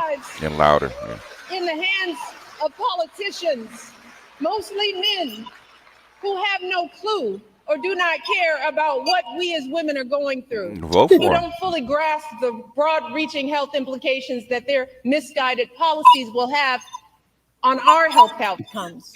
The only people who have standing to make these decisions are women for you with guys. the Now, advice of where their have we heard doctors. all this We are the ones bullshit with before? the knowledge and experience to know what we need. That's why So we're in this situation right now. Do not hand our fates over to the likes of Trump, who knows nothing about us, who has shown deep. Oh, Trump knows nothing about you, but he has two Can I? daughters and multiple granddaughters, but he has nothing about. Can I play the sound, please? Please, pretty please. Mm-hmm. Now that is some bullshit. This is beyond, but like I said, this is diabolical what she's doing. It's pretty typical. They've been saying this. They've been saying this for the last couple of years. Well, no, I hear that, but I just mean like at this time on this stage, like in this time with the election, their fault is not about black men. It's about they're falling behind with black women, especially in the Midwest. Is because they're giving the what used to go to women to who? Migrants. So black women are upset. They sure are.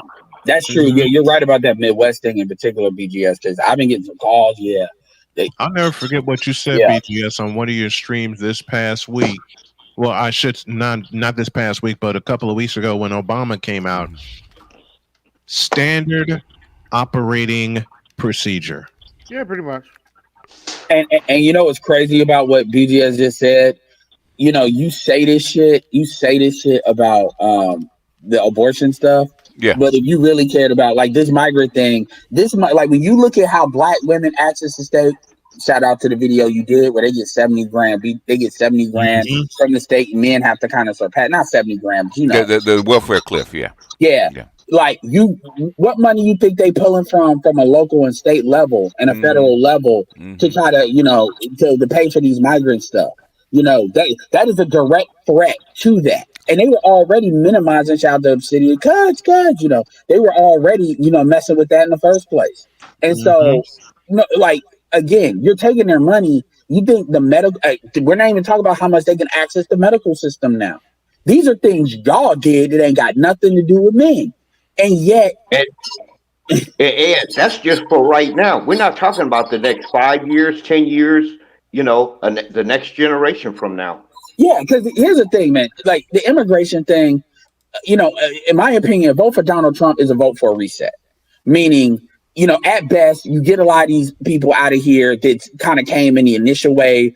And then, okay, now we're going to have a real conversation about how we bring these people in, even if it's at an accelerated rate. You know, this is, you know, he'll obviously sell it as getting rid of the people that's doing the bad stuff. The people that's been here for like 10 years, that's going to be what that's going to be because they've been here. You know what I'm saying? You know, in like the wave before Biden got in office. But this kind of massive, we're just going to bring them in just no matter what. That's what I'm expecting to stop. I'm not expecting for them to just 100% stop immigration or even like this low key kind of accelerated thing they're doing. I don't expect that to be zero. I expect it to be a more reset and establishment of an actual conversation of how you're going to do this way, not this under the veil bullshit they're doing where they're flying them in and just doing any kind of ripple way. That's what so I don't have this thing where, okay, if you vote for Trump, this just stops and it's not going to be a problem ever. No, I'm not under those illusions. But the way the Democrats are doing it is unacceptable. It's unacceptable. And I'll leave it there. Contempt for us. Because a vote for him is a vote against us. Kick rock. Again. Against our Trump's health. got daughters and granddaughters.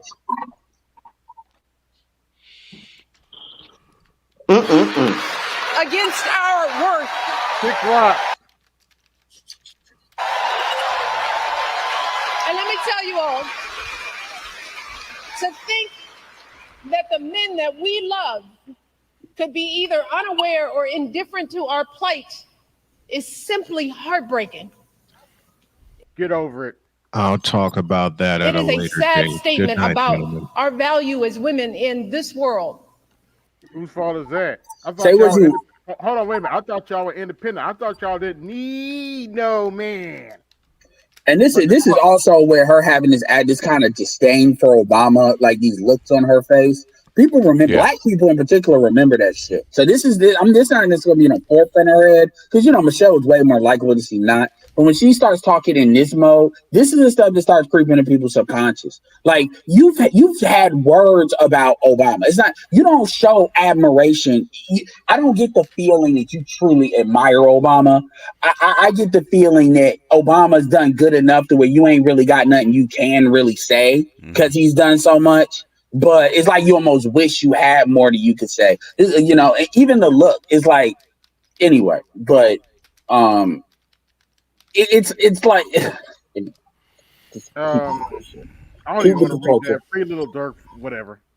Screw you, Andre. he said that in my stream. I mean, like, Hell, he's paying for it, so okay. yeah, Free Little yeah, Dirk. he did mine for free. I think so. Yeah, that's true. That's true. That's true. Good job, Andre. That's true. If you're Free gonna Little do Dirk.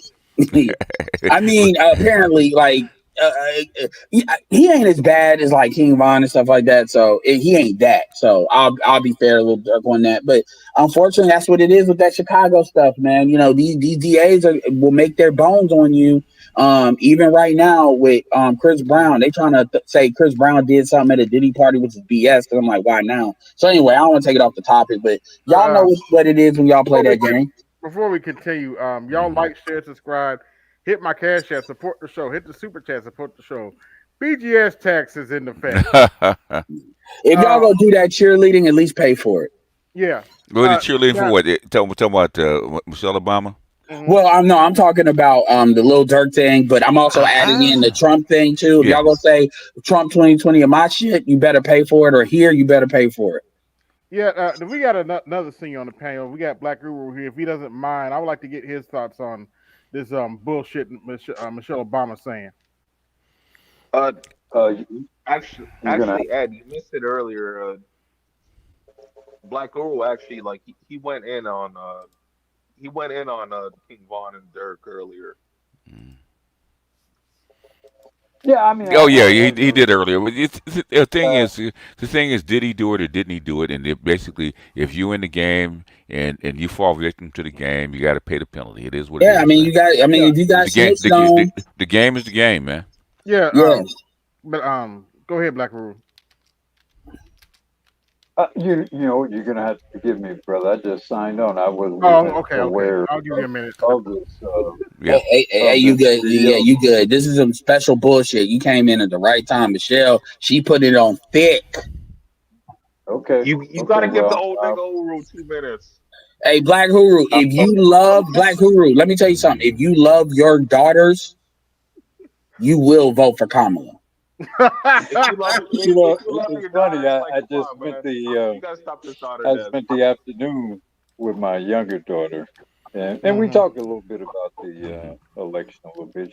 She knows where I stand. She's gonna likely vote for Kamala, but she knows her dad, and she's like, well, you're my dad regardless.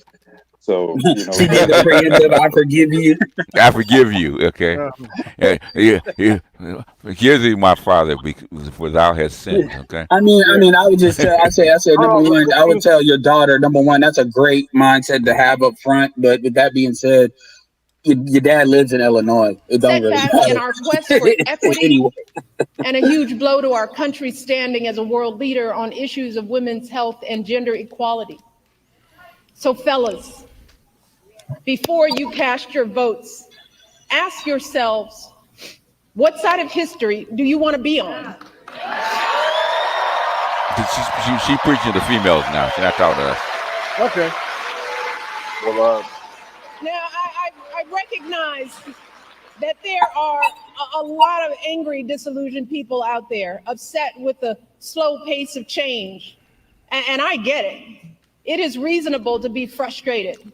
We all know we have a lot more work to do in this country.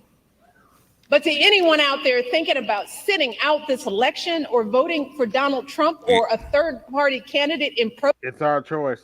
Protest because you're fed up, let me warn you, your rage does not exist in a vacuum. If we don't get this election right, Well, how come your ass didn't run? Yeah, why? How come your ass didn't run?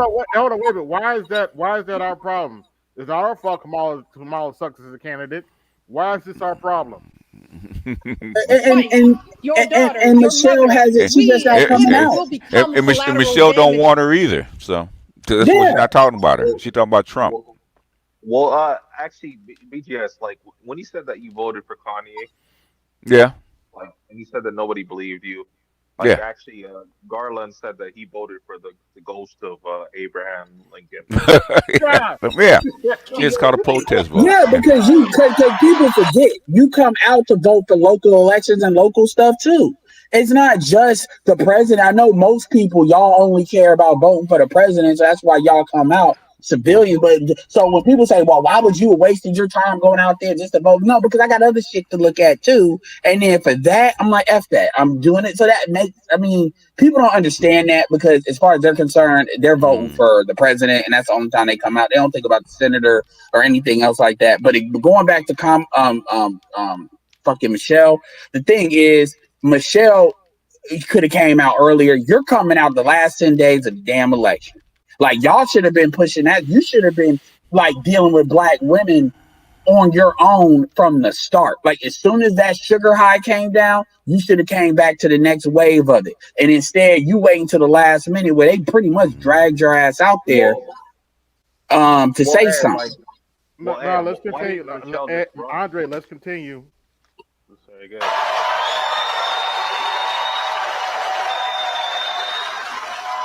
So, are you as men prepared to look into the eyes of the women and children you love and tell them that you supported this assault? Yes. Or safety? Yes. And to the women listening, we have every right to demand that the men in our lives do better by us. Oh, go ahead, girl. On that note, we're switching videos before I start cussing. Yeah, I'm glad. Yeah, welcome to the gynocracy, folks. Well, if Michelle cares so much, why didn't she just run then? If she actually cares so much. Well, you know what I would say, Michelle be like, so what do you have to say for yourself? I would say, I voted for Hillary, so that shit don't work on me.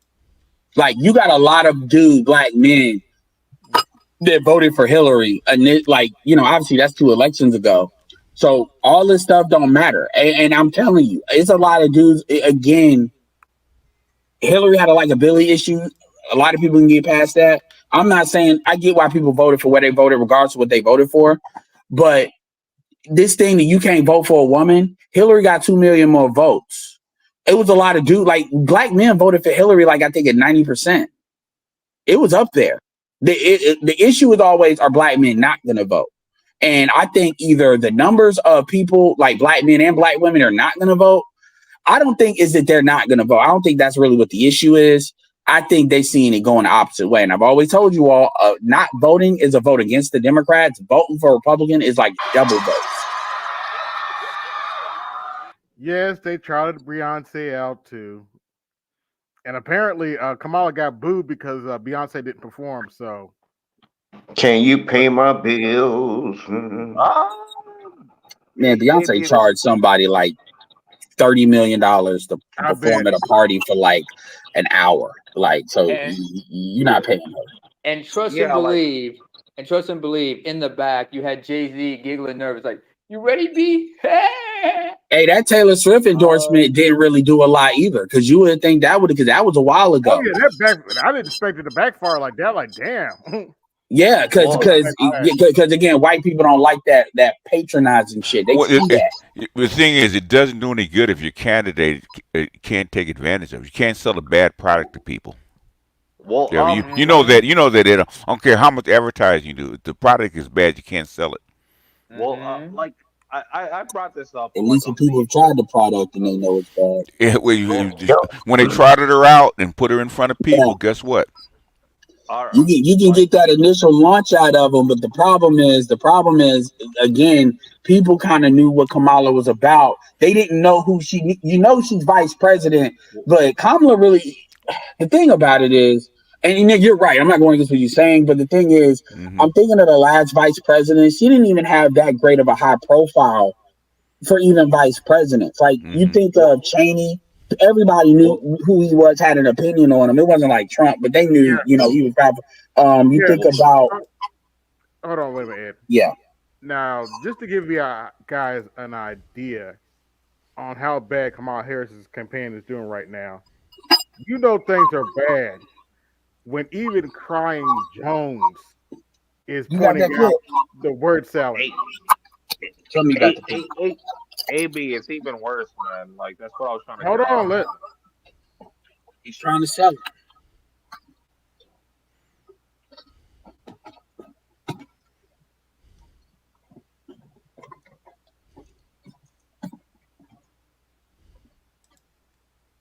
AB, you still there?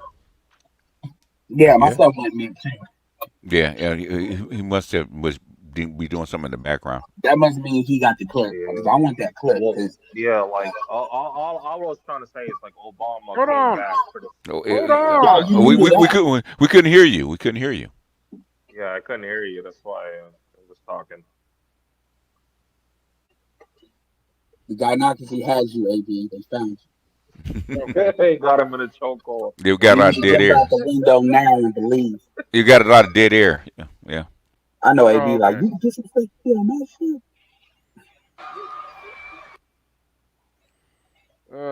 Is that what's her name? With her? I think that there were Kelly. flashes of the Kamala Yeah. now. That looked like it. That's her haircut. Kelly is fine as fuck, boy. Shit. That bitch is fine as fuck. Oh yeah, you Kelly. know. Oh yeah, Kelly Rowland. Yes. Look, she's fine as fuck. Jesus. Is Oh, yes, she really is. a true. Now that public is a servant. tricky settle. Kelly Rowland settled. Yeah, she did. That really even does fucked up her work career. for We real don't know that. people. And in the back of her mind, she is trying to figure out, how do I solve the problem? She sometimes skips, even in person, she'll sometimes skip the human part and get to the problem solving part. But there were flashes of it. And I think the question, if you're at home trying to figure this out, you can ask, well, could she have done this? Could she have done this better? Your job isn't to do town halls. Your job is to fight for people. Does she seem like somebody who is going to take seriously the problems of ordinary people and try to get an answer? And I think she passed that test. I think that the word salad stuff gets on my nerves. I think that some of the evasions are not necessary. But when she's talking about trying to get you a house, I believe her. When she starts like, I do not. Like I'm trying to get you to help for your mama who's sick. I do not believe her. Yeah. When she's talking about, I'm going to do what I can to bring prices down. I may not agree with those tools, but I believe she's going to try to apply them. And so I believe this is somebody who actually cares about people. And I think she passed that test tonight. So, he's trying to stay honest because everybody knows about the word salad and not answering questions, stuff like that. Okay, yeah, you know what? I agree with you, but yada yada. But that's where the but comes in. Man, Okay. I saw this bullshit ass clip. Like I saw this clip. Yeah, But he admitted about the word salad and not answering questions. Okay, but he had to. Oh, they doing that because she a woman. And I ain't seen David Axelrod in a minute. Hold Yeah, on. but we just listened to Michelle Obama. She didn't give no word salad. Okay, Yeah, that's hold not on. an excuse. Go ahead. Anyway, I've been doing a Joe Rogan watch. He is now up to he did the interview. So 24 million views. Joe Rogan's Out of how long? Wow. Yeah, It's like a day, right? Is he gonna get past what's his name in Putin? I don't know. Because I think he did like 1 billion views. Tucker Carlson. Tucker Carlson. Didn't he do 1 billion? The police. You should have something like that. Yeah. So Cat Williams, because keep in mind, Cat Williams did 80 million views, and that was like a while ago. So that's been a while. So he'll probably pass that. And then I don't know if he'll get $1 billion. I don't know if he's gonna get No, that. he's gonna get that high. But things this will come close to. Joe Rogan just casually, naturally pushed back on something that is kind of significant. You want to defund the police and stuff like this. Oh, well, it's a political idea. And notice how Trump just casually, it didn't stop what he was saying. Right. It was so it's not like Joe Rogan is like caping for Trump or anything. Like people really try to hammer her on that. He said, nah, they say that, but do they really do that? So I just want to, kudos. Well, Ed, I think you're missing. Like, they shouldn't be giving sex changes to people in prison. Period. Yeah, but that's not what he. AB, let me ask you a question, bro. Now, during that storm, when they had to bring down Starlink to stand up the towers, to stand up the communication, just to get people in, did they not have spent over $2 billion on this internet broadband world nationwide project that they didn't even get off the ground? Yet still, this man, private industry, had to come down there and stand up the whole damn network. What about that? Incompetence. Talking about during the storm? During the hurricane? What? Yeah, during the hurricane, they had to actually stand up. Because you don't have no electricity or infrastructure, so there is no internet. Right. Okay. That's outside their scope. It's outside their scope. Okay. Now, hold on. Let me get in. Now, this interview, believe it or not, is damn near 3 hours long. It is. 2 minutes shy of 3 hours long. Mm-hmm. Can you imagine listening to word salad for 3 hours? She can't do it for 3 hours. She can only do it for 20 minutes at a time. No, she just stopped talking. She would just stop. Yeah, she would just stop talking. They would come get her. You could ever do. I just want to say this real quick, and I'll drop Obama rapping Eminem, man. Like, come on, y'all. Man, I'm not even covering that, man. I don't care. I mean, but he's not running. Okay, that's the problem. If he was running, he would probably win. But he's not running. I'm sure they paid Eminem enough money, so whatever. And Obama and Michelle don't want her, but they have to stand up for the Democratic Party. Yeah, and this is the thing I've talked about too. Is even in the conversations that we have, I've said this on my stream. On the other day, folks got to stop getting lost in the weeds. And there are levels to that. I'm not gonna act like I'm just immune to that. I'm not. But folks got to stop getting lost because this comedic stuff, that's goofy. But like AB said, that's not even worth covering. It's not worth covering because that's just entertainment. If you're here for entertainment, go watch it yourself. Yeah, and that's another thing. It's a time and a place for everything. So I'm not saying it's never a time and a place to cover stuff like that. But it's kind of like there's a certain level of seriousness about what's going on. This is a crossroads election. At least at all the elections that I've ever voted for, and I started voting with Kerry literally on the day. This is like, to me, the most. Tarp was important too, who we picked with that, because that wasn't the same McCain in 2001. So this is just as important as that election. And I'd argue this is probably bit more important. It's more important now. Yeah, because the money, it was just a matter of how much money they were going to spend. And regardless of who got in there, they had to spend the money. Yeah. Versus this is like a direction. And this is not to say it's going to go completely left or completely right. I don't mean that in the traditional sense. Like I said with the immigration thing, I am under no illusions that there's not going to be an accelerated immigration program. The problem is, are you just going to bring in anybody and just get as many as you can? Or are you going to do it in a way that people have input into it? So, but yeah, I got to check this out because people have been really wanting me to talk about this thing, and they like what they saw. And like I said, I think Joe Rogan did an excellent job. This is he ain't Larry King. Let me say that right now. But this is some Larry King-esque stuff. Where especially with the way these journalists, unfortunately, the real journalists have been pushed out of mainstream media, and a lot of them on social media. This to me is better than what you've been seeing. Obviously, you got Brett Favre, you got like the professionals that are still there. But if you take them out of it, and then 3 hours, and then here's the last thing I'm gonna say. This is what's genius about this interview. It's too much, too fast, too close to the end. So it's not like, okay, you're going to be able to clip this and then run stuff on it and really campaign against it really quick. At the end of the day, people are voting. People in certain places are making decisions and going the next. I'm voting tomorrow. or I'm gonna try to. I'll make a decision. So you're not gonna be able to run on this stuff. You're When not we gonna talked about like the SpaceX and all of that, you can't adjust. I mean, what are you going to hear out of this interview or this talk that you haven't heard before out of him? Yeah. I think what it is, I think where what's going to be significant is people about this interview is the length of time where it's not about what he's saying. It's about But that wasn't the question that I asked, though. You're not going to hear anything different. The thing is he comfortable in his presence with Joe Rogan? What kind of it's more about his personality than it is about his information. yeah. And truth be told, a lot of people, there's people that will watch Joe Rogan. There's people that will watch Trump on Joe Rogan that probably won't watch Trump anywhere else. Yeah. Because I'm not talking about Trump supporters. I'm talking about the people that can be convinced, and the people that are kind of in the middle are still undecided.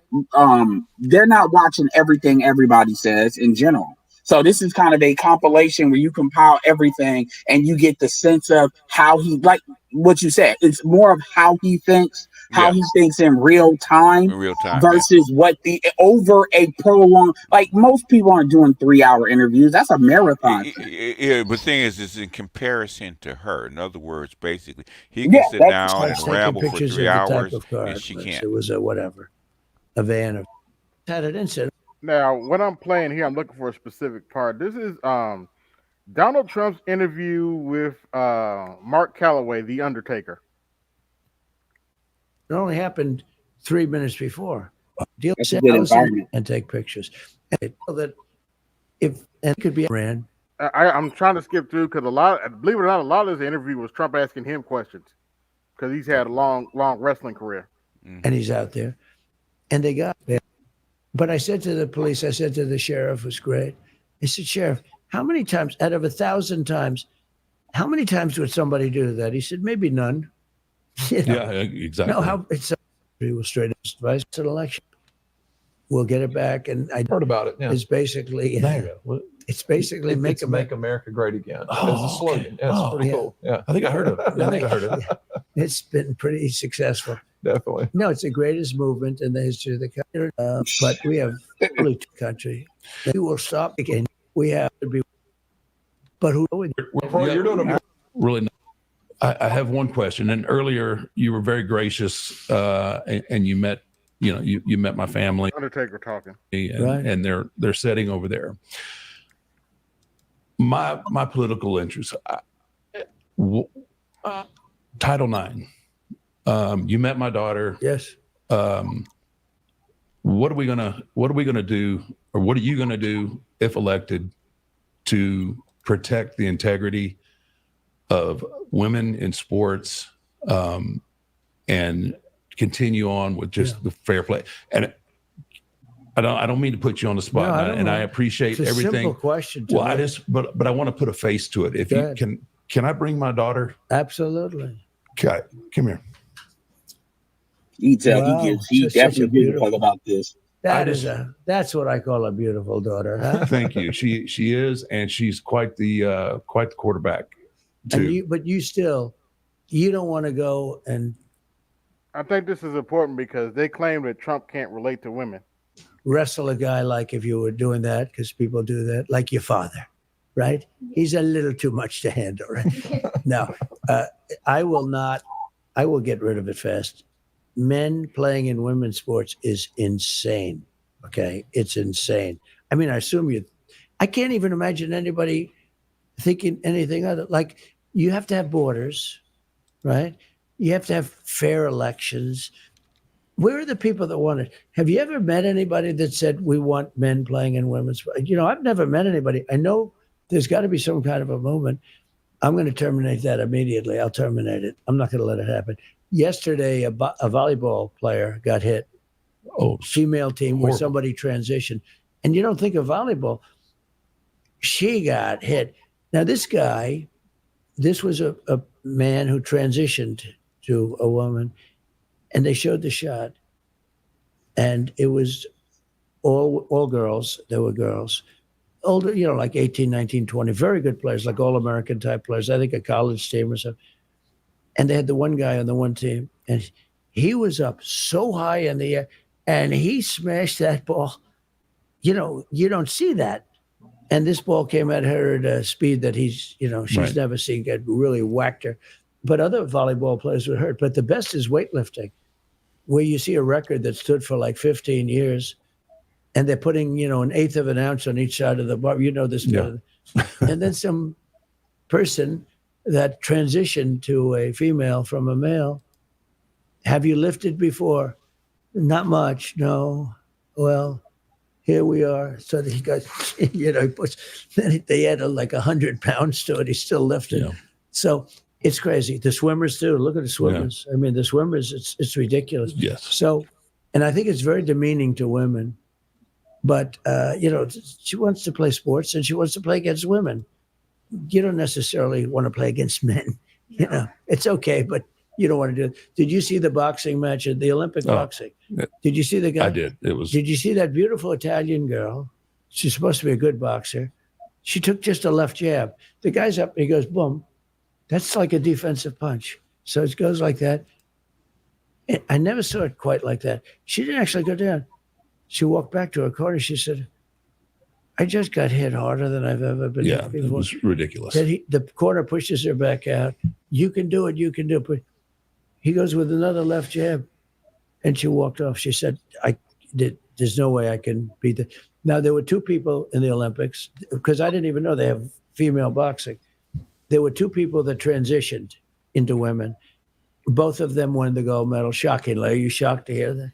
Imagine that, right? How would you like to play this guy? Okay. He decides to transition. I don't think we have to worry about it. Somehow I don't think we have to worry about it, but this would not be pleasant. It's been great being with you guys. All the pleasures. Okay. Y'all get the gist. I mean, again, the way you hear Michelle talking, you would think that Trump is just a single. You talk about Lindsey Graham or some shit. Right, Kamala does not have kids. Kamala is the stepmother. Again, 49 years old. And then you also got people forget how old Trump is too. So even if Trump has liberal thought processes, you're talking about that on like somebody that's in it. What is he like 78, 79, 81? Mm-hmm. Like people, and this is what I'm saying about appealing to the emotionalism of who you are, where you are feeling what is going on. It's not like we're not feeling what is going on, or the war is not this or that. But as far as the transition thing, you notice how they never have prolonged conversations about this, because I just don't understand how women, and it's usually white women, by the way, that can sit there and basically make a case for why people, if you want to transition, whatever, that's a personal thing. It's no longer personal when you're starting to get into sports. And I don't understand how you can tell me you believe in protecting females, because fuck what Trump was saying, not F it, but it's the money thing. If you do that, you're going to rip money out of female sports. Colleges, like it's other things, and this is all because you want to prove that you're just as good as a man when you know biologically you are. It's not about that. It's not about that. Everyone's skipping past the main portion of what's going on here. What's the main portion?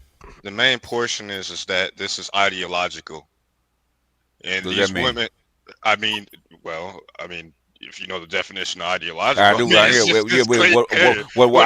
What ideology are you talking about? Well, it's the baseline feminist root cause, the ideology itself. Is these women, they don't necessarily believe that they can beat a man. That isn't the argument. That isn't even really the point. They want to actually just have the ability to go up and fight against men, regardless of whether or not they're in the fucking sport. They don't even necessarily participate in these sports.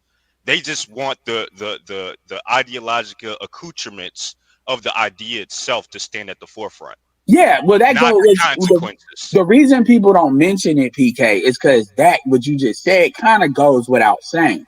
Because when people have to this is why when men, like for instance, the man versus bear argument, this is why when men say if you stand in front of a bear, you're not going to say that, because men say impractical, because the world runs on like real things. And so the ideology part of it, when it starts to meet, there's nothing in sports that keeps a woman from going up against a man in men's sports. Like there was, like for instance, there was a conversation where I forget, it was a male tennis player. It's one of the big ones, like the one that's known for talking a lot of shit, throwing his racket and everything. You know what I'm talking about? Yeah. And he was on, I think, The View. And they asked him, would you like to take back when he said she's a chick was like a great woman athlete. And he was talking about Serena and saying she's the greatest female tennis player. And she said, well, why is it female? And he said it. He said, because she's not the greatest tennis player. She's not the greatest man. And then somebody shifted a clip. Like, this is a TikTok. Shifted a clip of Serena saying that, it's a different game with the men. They're faster. They're this. They're that. Like, I would lose. They said that. They said that like 30 years, like 20 years ago. They said and that's out of her own mouth, and nobody questions like the power of Serena Williams. And the women only play a maximum of 3 sets. The men play a maximum of 5 sets. It's not the same she basically said it would be a shutout. She said it would be like 6-0, 6-0, like in like really quick succession, like 12 minutes, something really quick. So she said that out of her own mouth, and it's kind of like, what do women want? They want attention and status. Okay, they know they can't play against these people. Okay, this stuff has been tested. This stuff was tested like 50 years ago. They know there's nothing since Title IX since 1972 that will keep a woman from participating in men's sports if she can do it.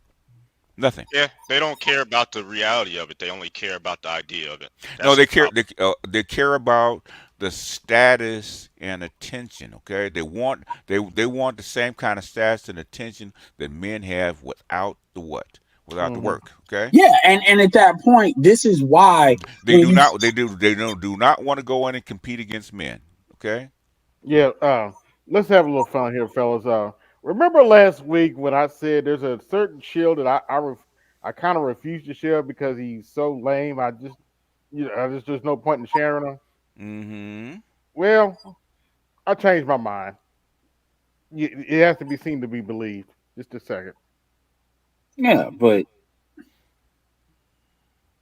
I wish we still weren't going over reasons as to why Black people shouldn't be voting for Trump, but here we are. Now, firstly, Donald Trump said that he did more for the Black community than Lyndon B. Johnson that signed the Civil Rights Act. This statement should be completely outrageous for obvious reasons. Second thing I want to note, Donald Trump has spoken at Turning Point USA events, and the CEO of Turning Point USA is Charlie Kirk, who told a 12-year-old Black kid that the Civil Rights Act was a mistake. Let's not forget when he was held liable in a civil lawsuit for housing discrimination against Black Americans. Donald Trump additionally wants to get rid of the Department of Education, which would then eliminate a bunch of federal funding to low-income communities that are disproportionately Black. One other thing I want to mention is Donald Trump's advocacy to make police officers immune from criminal prosecution. With African Americans that are unarmed being unalived by police officers at disproportionate rates, Donald Trump's promise of immunity is extremely concerning. That's and bullshit. With police officers, families of victims such as Sonia Massey won't be able to press charges against That's bullshit. That's bullshit. Police officer immunity will give so. Yeah, Charles could go into deeper. Trump actually sent the Department of Justice after police departments that violated people's civil rights. He did. Yeah, I've seen worse shields though. Like I thought he was gonna do some absolute off the chain backflipping. I mean, he just lies and tells half truths. But I've seen, especially with his age, I've seen way worse. And I know with Donald Trump saying he did more for civil rights than that's Johnson. That's cap. Everybody knows that cap. Nobody takes him seriously. Okay. Yeah, and most people can tell. Like obviously, cap is cap, but some of the shit Trump says, like when he said the MAGA movement is the greatest movement in the world. I mean, people can kind of tell when he's capping.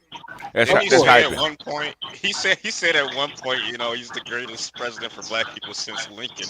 Yeah, right. He said some pretty off the wall shit. You know what I mean? Yeah, I mean, and another thing too that people kill me with is you look at how Trump ran this time versus how he ran last time. It's almost night and day.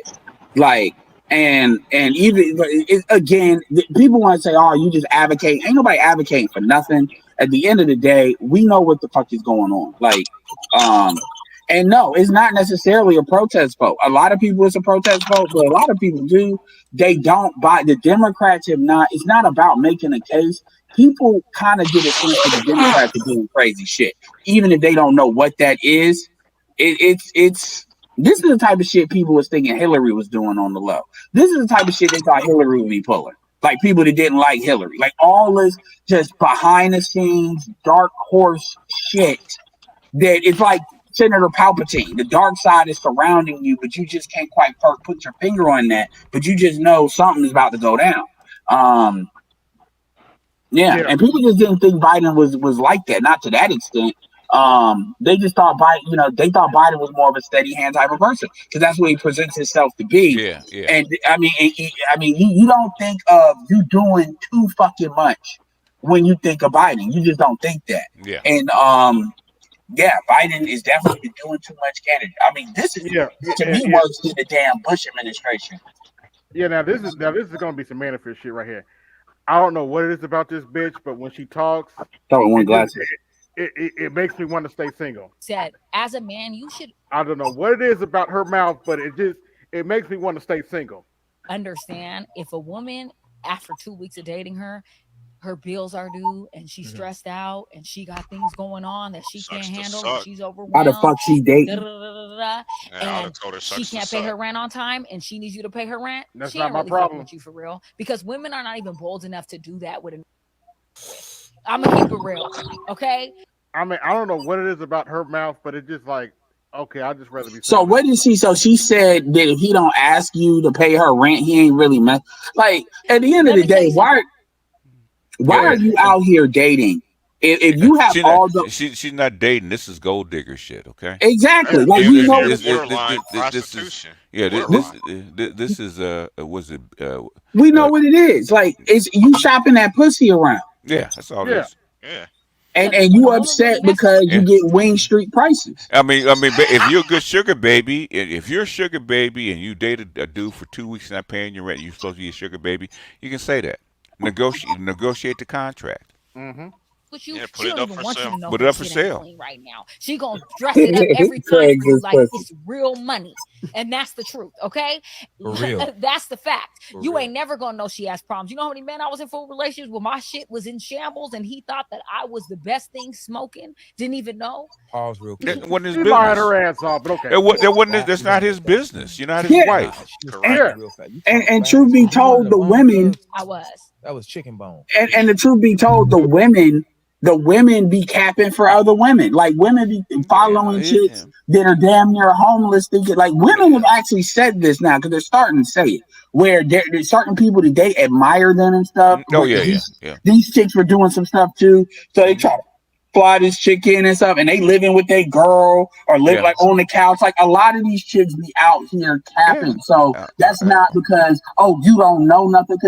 This is where the bullshit comes. The fact that you're there in his presence in that content creates a baseline for a lot of stuff. So at least from the standpoint of if you don't like how he looks, then you're there for a reason. Okay, not to hustle. Okay, if you can hustle it, go for it, baby. Most of them don't know how to date. They don't know how to be romantic, show initiative, be intentful with Then leave us alone. Y'all We don't require that from the dudes. making you get involved with black men. No, Yeah. it is. I hope each and every black woman who feels that way finds her perfect little nerdy little white man. It's the fact that no one asked. I want to know who in her comment section has ever said, "Hey, the Essence Milan, how do you feel about dating black men?" The thing is, I just don't care. I don't care about your problems. I don't care about your plights. I don't care how you feel when you're dating black men. If you don't like it, leave us alone. We can live without you. We will continue on. They have no place else to go. You know Well, what? that Hold on, wait a minute. BJS, where did you get that clip? Because I need to get it. Officer and a gentleman. That's where it came from. I have nowhere else to go. I got no place. Yeah, I got no. They have no I place got else to nowhere go. else to go. Well, that Let me and the hear black it, Mayo. D-O-R. D-O-R. I ain't quitting. And the black men that's in the quote unquote fine as hell category, at least for them, they don't require these things. See, first of all, usually when bitches are talking like that chick is talking, I mean, look at her. She's dark skinned, not a particularly attractive dark skinned chick. She is not getting the best of black men. She's not getting that. She's not getting dudes that these other chicks are chasing. So you got a lot of these chicks, they project, they create these imaginary issues that black men are not dealing with. Or if black men will deal with them, they're dealing with them on some personal stuff. I hear from a lot from the same thing from the game guys that think they're doing shit they ain't doing, right? It's part of my ego. Hey, or another thing is with chicks like that, what they do is they date white men or non-black men that are like bottom of the barrel, and then they project those issues and put black under it because they know it gets clout. I've heard of that a lot. It does. Hold on, Ed, you mentioned that you've seen worse story boys. Well, here you go. Charlemagne the God just destroyed Donald Trump live on CNN and called out folks in the media who try to protect. Now, yeah, that's white shilling. That's shilling for the white folks. White people obviously have a much larger, base on these apps. They get pushed more. So, you're going to get more. Yeah, I've seen, because he'll do logic. He'll do that. I'm voting for. Yeah, let me get it for a minute. BGS, straight up, I put this dude in the same category as Hammer. Little boy, go sit down. He's 21. Kamala Harris and Donald Trump are equally as bad. Just take a look. Apparently Trump's going to tape a thing with Joe Rogan. Do you think she should do that? I think that she should keep calling Donald Trump a fascist, and I think that Americans need to keep looking at the rhetoric of Donald Trump. Because we were roasting him earlier. Charlemagne the simp. Charlemagne. He's a shill. He's paid. This is shilling. Yeah, his name is Charlotte. Yeah, and that white and that just call it what it is. Call it what it is. Just call it the cooling that it is. We don't like to call it for what it is. We call it everything. Well, shilling is cooning. Shilling is the Democratic term for cooning. But yeah, you're right. No. He's not even cooning. He's shilling. Okay. It's cooning. He's selling. It's Charlene is shilling. Charlemagne he's shilling. Okay, cooning is showing off for white folks. He's shilling. And a lot of coons really believe that shit. If you're doing it on the opposite side of the spectrum, just because you're on the left doesn't mean it ain't cooning. It's cooning. So cooning, the thing with coons is coons typically believe the shit they talking about. Yeah. Like Charlemagne don't believe. Charlemagne came up under Wendy fucking Williams. Charlemagne don't believe in New York. Charlemagne don't believe that shit. Not to that level. Like, because again, if you believe Donald Trump is a fascist, Donald Trump didn't become a fascist when he decided to run for office. Like most of you got people that's hugged up with Donald. Even when Charlemagne told that story about Eric Schumer, Eric Schumer is Jewish. Eric Schumer don't like fascists for obvious reasons. Yeah. So let's stop. Ed, can I finish the video, please? Yeah, go ahead, finish. Who's talking about mass deportation. I don't know why we're having this conversation about somebody who wants to terminate the Constitution to overthrow the results of an election. Aren't we supposed to be a patriotic country? Whenever somebody like Colin Kaepernick takes a knee in this country, everybody talks about, oh, that's so unpatriotic. But a guy can say he wants to terminate the Constitution to overthrow the results of an election and nobody cares. Like even me bringing it up now, you brought it back to Kamala and Joe Rogan. Yeah, exactly right. Folks over there at Fox News in particular love to talk about Kamala Harris's race, her gender, but they don't want to talk about Donald Trump calling for the termination of the Constitution or committing crimes or committing business fraud, whatever. Like, I'm sorry, they're not equals. Kamala Harris is significantly better than Donald Trump in every single aspect. It's not close. So thank you to Charlemagne the God, who I've had my disagreements with in the past, for pointing this out and for calling it out as well. Charlemagne the God. Yeah, that's enough of the story. He hustling. And there's no difference between what he's doing and what Charlemagne the God is doing. He's hustling. That's all. Cooning is actually anti-black for white people. Okay. Well, would you say that? Would you not say that some of his positions lead to the same outcome, which is anti-black? No. Okay, I disagree with you. You might disagree. You might disagree with me, but the thing is, who is he shilling for? Is he shilling for a white person? No. Ultimately, yes. He's shilling for white people. No, he's not. He's shilling for a woman that represents herself as black. Okay. Yeah. And a black gynocracy in total. Okay, that's not cooning. Would you say? I wouldn't say. Go ahead. Me and him were talking, but go ahead, AB. Since you. No, I wouldn't say. I'm the host, man. Come on, calm down. Now, the BGS's point, we also call him Charlemagne the Larry Elder's bitch. That was me. Yeah, Larry Elder's bitch, and then Larry Elder's a coon. Yes, exactly. That's my point. We call him Larry Elder's bitch because Larry Elder did put him in this place. I'm sorry, but Yeah. Now, and Larry Larry Elder Elder's a coon. Okay. Larry Elder is a coon. So He's a coon. Okay, that's the difference. Let me know when I can talk and I'll respond. You can respond anytime you get ready, man. No, it's up to AB. AB quiet me down, so I'm on mute until AB says I'm good. Okay, you're good. Come on. All right, so here's the deal. I see these two pictures, same picture. I see no different. I see no difference here. You can try to draw a delineation in between the two. I don't. I see these two people the same exact way. That's you because you don't know the delineation between a coon and a shill. I do. I don't think you do. No.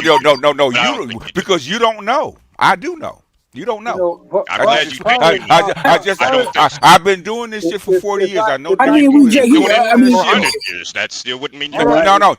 You're wrong, PK. But it's okay. Hold on. Let Black Can I interject momentarily? The part of the problem, PK, is we've seen Larry Elder since before you were born, bro. So when BGS says he's a coon, that's from long experience. That ain't just from him appearing on Charlemagne the God or you comparing him. Larry Elder was cooning before Charlemagne the God was let me ask this. PK, what is your definition of a coon? As he mentioned earlier, BGS laid it out quite clearly. I think that if you're anti-black, then ultimately you're tap dancing for white people. You a coon. It don't matter if you're on the left or right. I don't draw that distinction. Okay, and that's the difference. So in other words, if Charlemagne the God was actually shilling for a white man against black people, he would be a coon. Is Kamala Harris white? To answer your question directly, no. That is the delineation between a shill and a yes. coon, sir. Larry Elder has a history, brother, of making diminutive statements about black people wholesale. Yeah, it's totally different. Yeah, so when you look at like Ricky the Smiley, DL Hughley, different. Yeah, DL Hughley. Let him finish it. Let him finish it. It's a very you got to speak up a little bit. Very different history, very different behavior between, we can disagree with Charlemagne politically, but to equate him with cooning on the level of Larry Elder, that just means you don't really even know who Larry Elder is. You don't really know his history. Mm-hmm. Well, but to be fair to PK, AB introduced Larry Elder into it. That wasn't an argument PK was standing. What I'm saying is Larry Elder is. I'm trying to give you an example of what a coon is versus what a shill is. Okay, a coon can be a shill. Okay, you can be a shill, but the thing is, a coon is something very specific. Okay.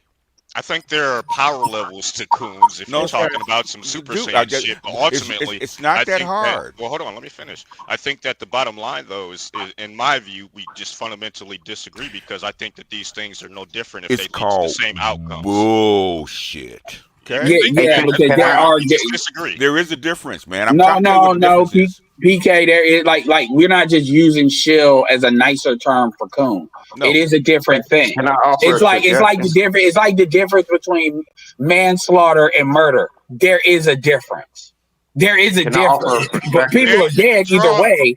But there is a distinct difference. Like it's not the same thing. So a shill is when you're selling a shill. Like for instance, Ricky Smiley is a shill. Yes.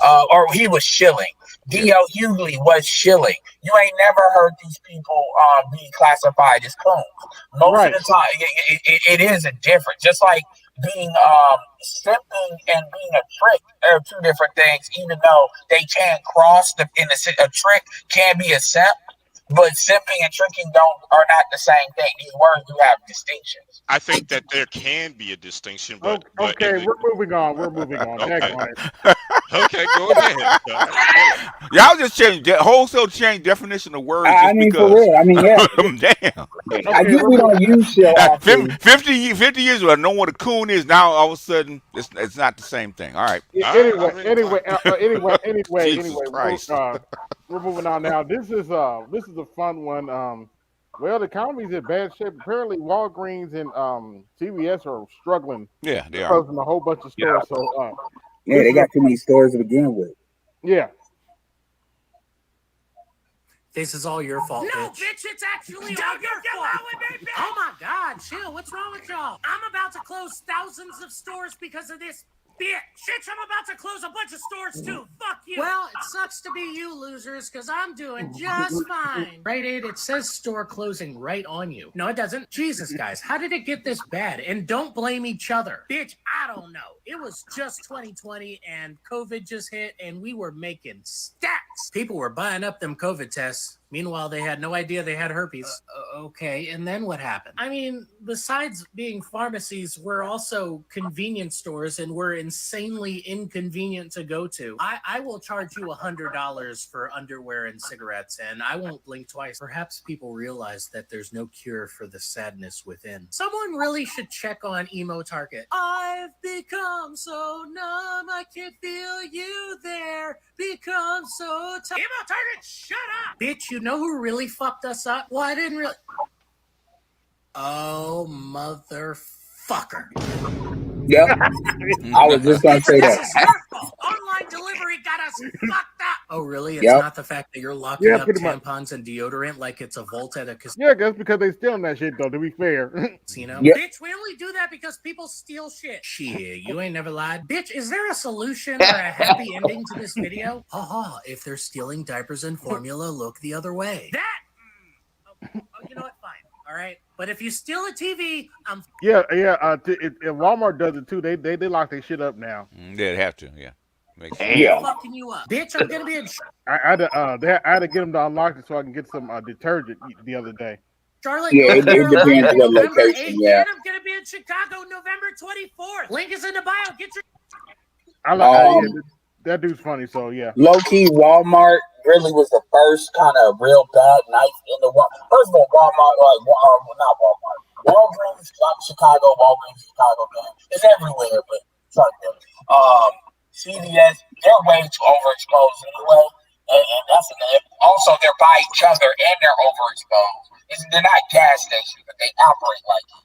Then you've got Walmart, which kind of jacked in it and stuff. Target trying to get to it. Walmart really messed it up because people would rather go to Walmart and then shop for everything else and get that stuff. And then Amazon was kind of like for instance, my mom used to get razors and she would get those every, cyclically, right? And she used to get them from Walmart or Walgreens. Once it became available on Amazon and you could like do a regular order, it's almost a subscription order every X amount of months or something. That was a wrap. And then once they start doing the fast delivery, that's a wrap too. That delivery to your house. Yeah, here's another one on the economy. Never gave a damn. I ain't never gave no fucks. Fella with the hose, we ain't never breaking up. Can I help you bitches with something? Quit stealing our stores, bitch. The audacity. Bitch, I ain't stole shit. All of y'all are closed now, cause you're poor. So I end up renting the building for months. Bitch, you have absolutely no respect. I don't disagree. One time you moved into someone's foreclosed house while the family was still moving out. The kids were crying. Hold on. I have to say for the record, fuck Family Dollar. They found rat shit in their warehouses. Fuck Family Dollar. Uh-oh. That's what it is. That's why I call it Family Dollar. After all the Jedi were killed. I'm sorry, that's some nasty shit, man. They found a whole bunch of rat shit in Family Dollar warehouse. I'm like, man, fuck. It's in the warehouse as long as it's not in the food. Okay, we good. Yeah. Dust that. You go to a Family Dollar, dust that shit off, man. Get what you pay for. I mean, for real, stay mad. Excuse me, who are you? Oh, I'm Spirit Christmas. I'm taking over after Halloween is done. What the fuck are you talking about right now? Yeah, they're starting with about 10 stores. We're gonna sell Christmas shit, you know, obviously. Well, this has been a very interesting turn of events. Shut up, Bed Bath & Beyond! And you know what song is gonna be on motherfucking repeat up in this bitch? No. No.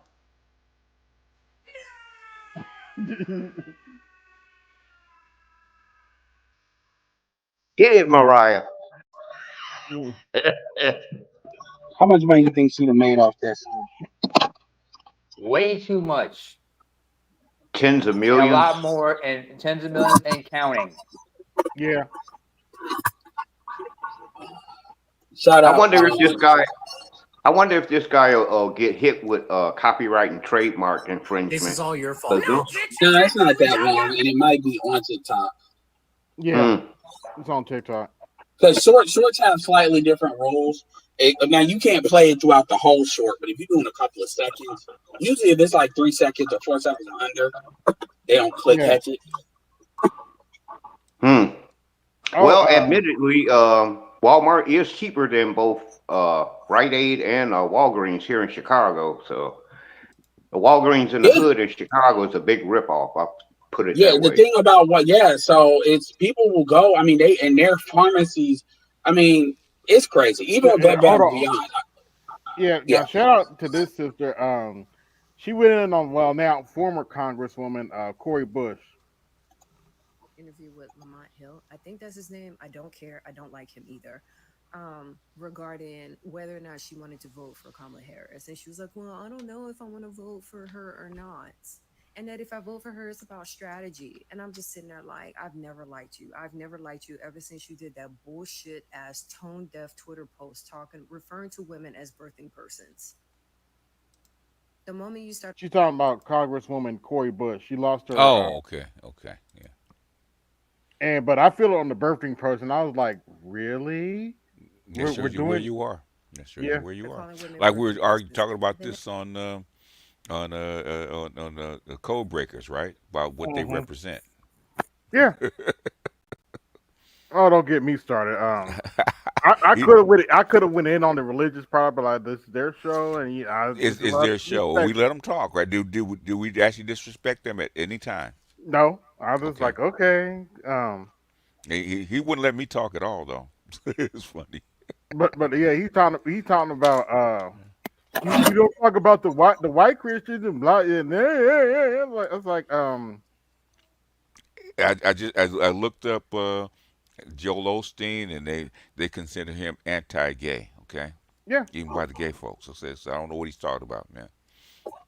Yeah, and ain't nobody look as a black Christian, ain't nobody trying to take up for the white evangelicals, them hypocritical motherfuckers. Well, I mean, the black Christian, like the black church, has a unique relationship, obviously, with the black community as far as stuff that we've done. So it's redundant. Like it makes no sense to talk about the white church when it's called dealing with your own house.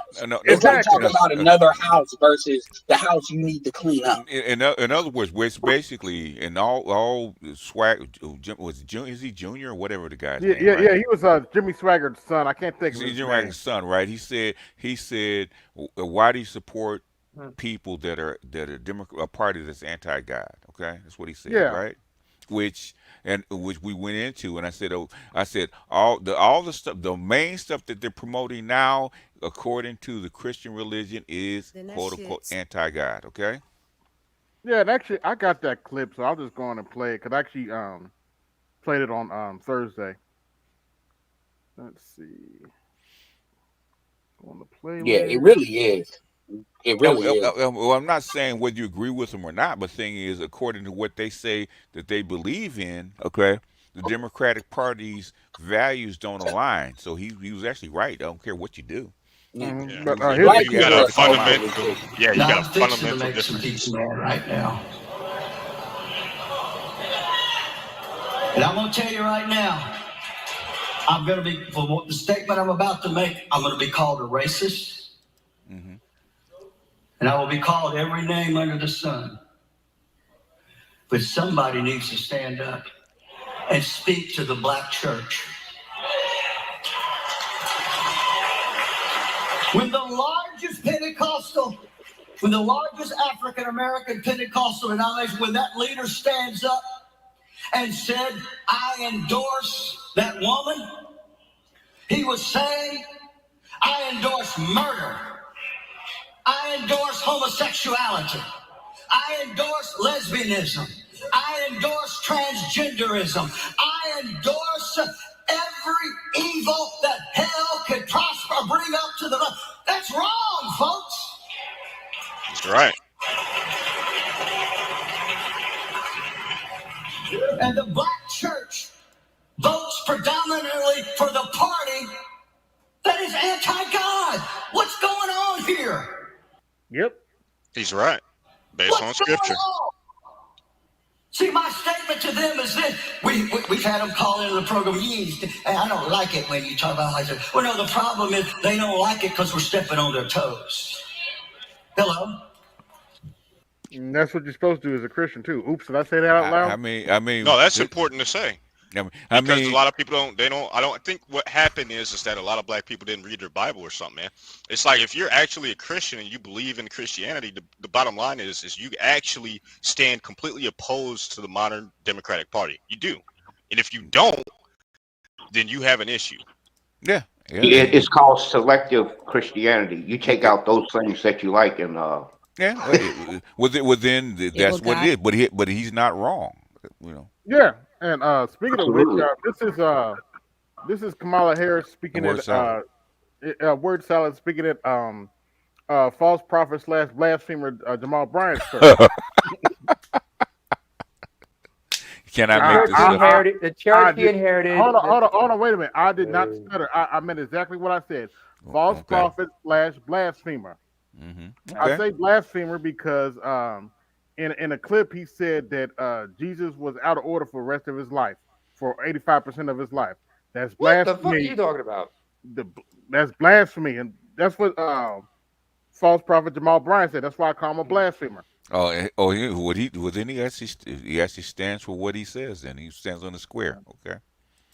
Also, let's not forget he is also head of the church that he inherited from Eddie Long. Hold on, wait a minute. By the way, I actually do give Kamala Harris points in this video because she did wear a dress. She got nice legs. I can't. Yeah. She gets points for that. Yeah. She still has nice legs, so she got points for that. Yeah. Good morning, church. Good morning, New Birth. Good morning. Please have a seat. Good morning. Good morning, church.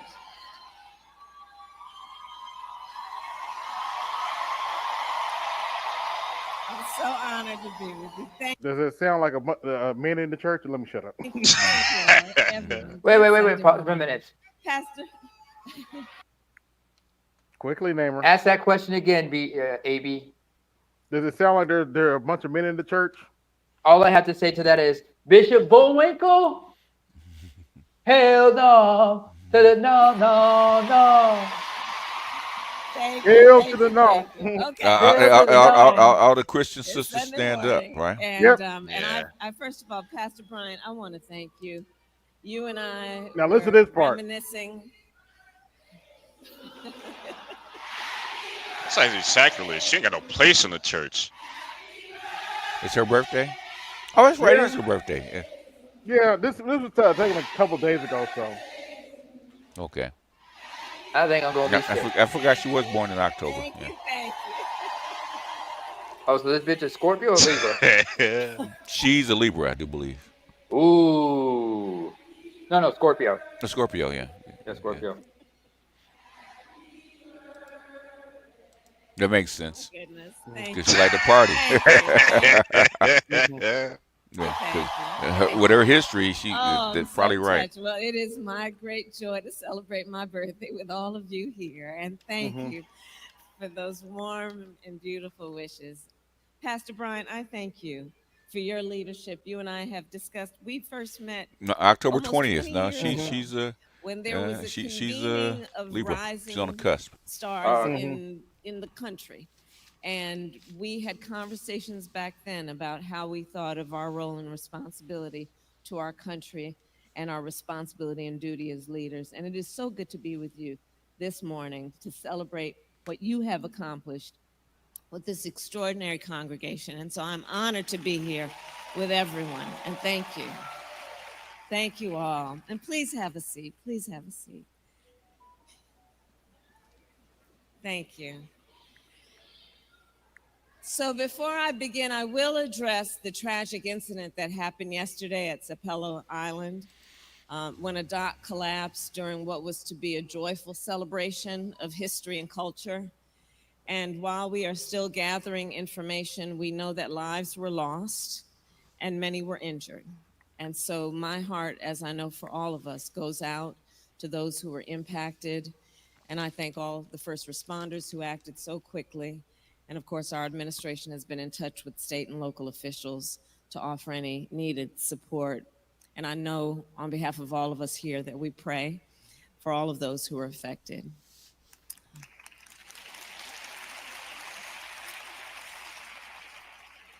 So in times like this, we are reminded of the ties that bind us to each other and the importance of community, And that is what I know New Birth Church provides to so many people across Atlanta and beyond. And so, Pastor Brian, I thank you for your words and for your vision. And in this election season, I also thank you for the time you have spent traveling our country to encourage people to register and to vote. Because word you salad is know, good and in we this all know system. your She talked to the parents church. who gave so much and led She actually such an committed a honorable crime here, life, and a lot of people and are skipping including, past of course, among the leaders Committed upon whose crime. broad shoulders we it. Yeah, stand, you're not supposed to Congressman be John actually Lewis. They promoting political ideology in the church. You're not supposed to do that. Can't do They that. all knew, Against the law. and by their example, they taught us that faith and They've good been doing works that for go centuries. hand in So. hand. It doesn't make it legal. And that is All right. especially true when it comes to protecting our sacred right to vote and getting souls to the polls. And I thank everyone for all you are doing in that regard. And I am truly honored to be in the presence of so many extraordinary leaders, including my pastor, Reverend Dr. Amos C. Brown of Third Baptist Church of San Francisco, who you heard from earlier this morning. I guess he They're here. qualifies. They're here. And whose wisdom, Dr. Brown, has guided me and just been a source of comfort and solace for me for so many years. And I'm especially glad to be here on Pink Sunday.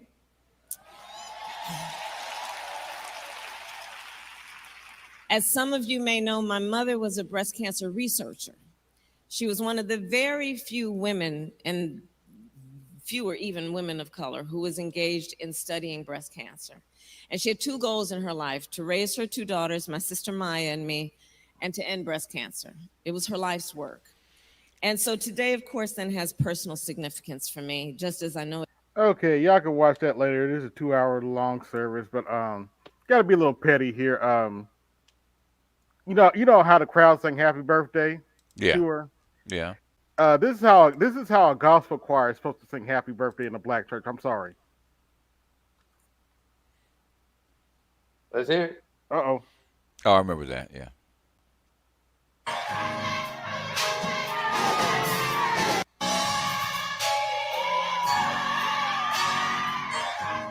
Sit down, AB. No need to be seeing you dance.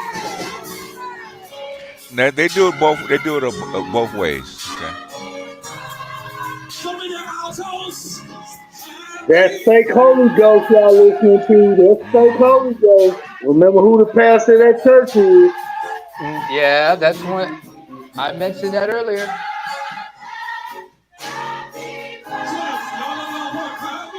One of the main reasons why there's so few men in that church.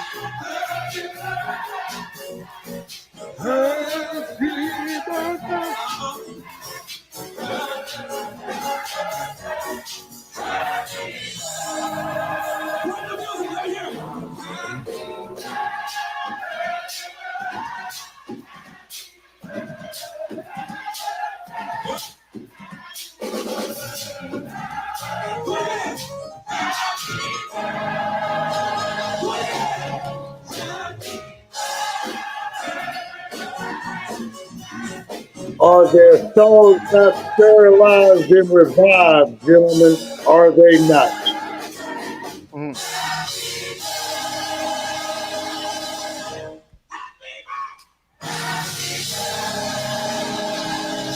Watch me, happy.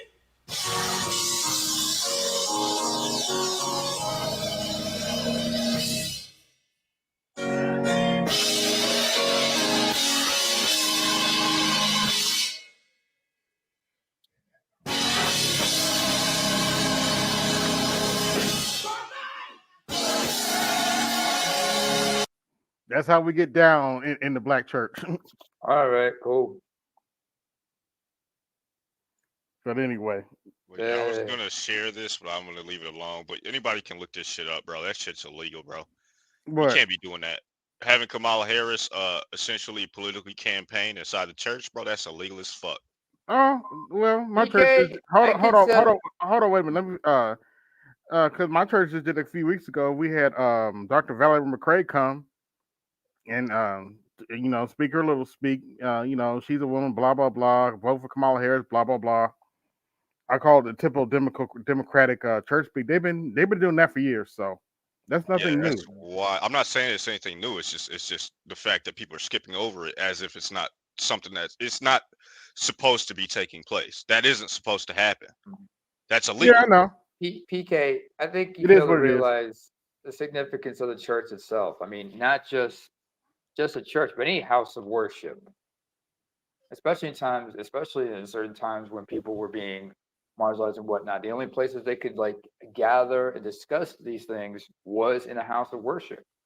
I'm aware, but the thing is that there's I mean, a I difference. can give hell. Well, hold on, let me finish. There's a difference. There's a clear delineation in between having a political pundit or a person that is of currently campaigning or running for office, stepping into the to the church to campaign. That's illegal. You can't do that. It's been illegal for 50, 60 years, damn near. It's not legal. Now, to say whether or not it's been taking place, that's a different discussion. I'm not saying it isn't something that happens or has happened in the past. I'm saying that it isn't supposed to be happening. She had no business there. That's all I'm saying. That's illegal. I agree with that, but it happened, so it is what it is. And as I said before, am I surprised she did that in a false prophet / blasphemer's church? No.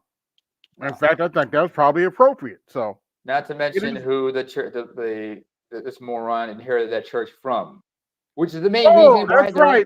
That's right.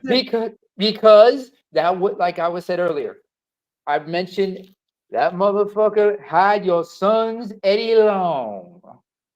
That's the main reason why you don't see a lot of men in that church. Why? Because as much as you probably gonna, because they say in a black church, you got to worry about your wife, right? Some cases, you have to watch your child. Even if you're married to the preacher's daughter, you still have to worry about your wife. Anyway, let me shut up. Let me shut up. You go into the church and you gotta hide your kids and hide your wife. No, I tell my sons, no, we're not going to church. We're gonna be at home today. We're gonna watch the church online.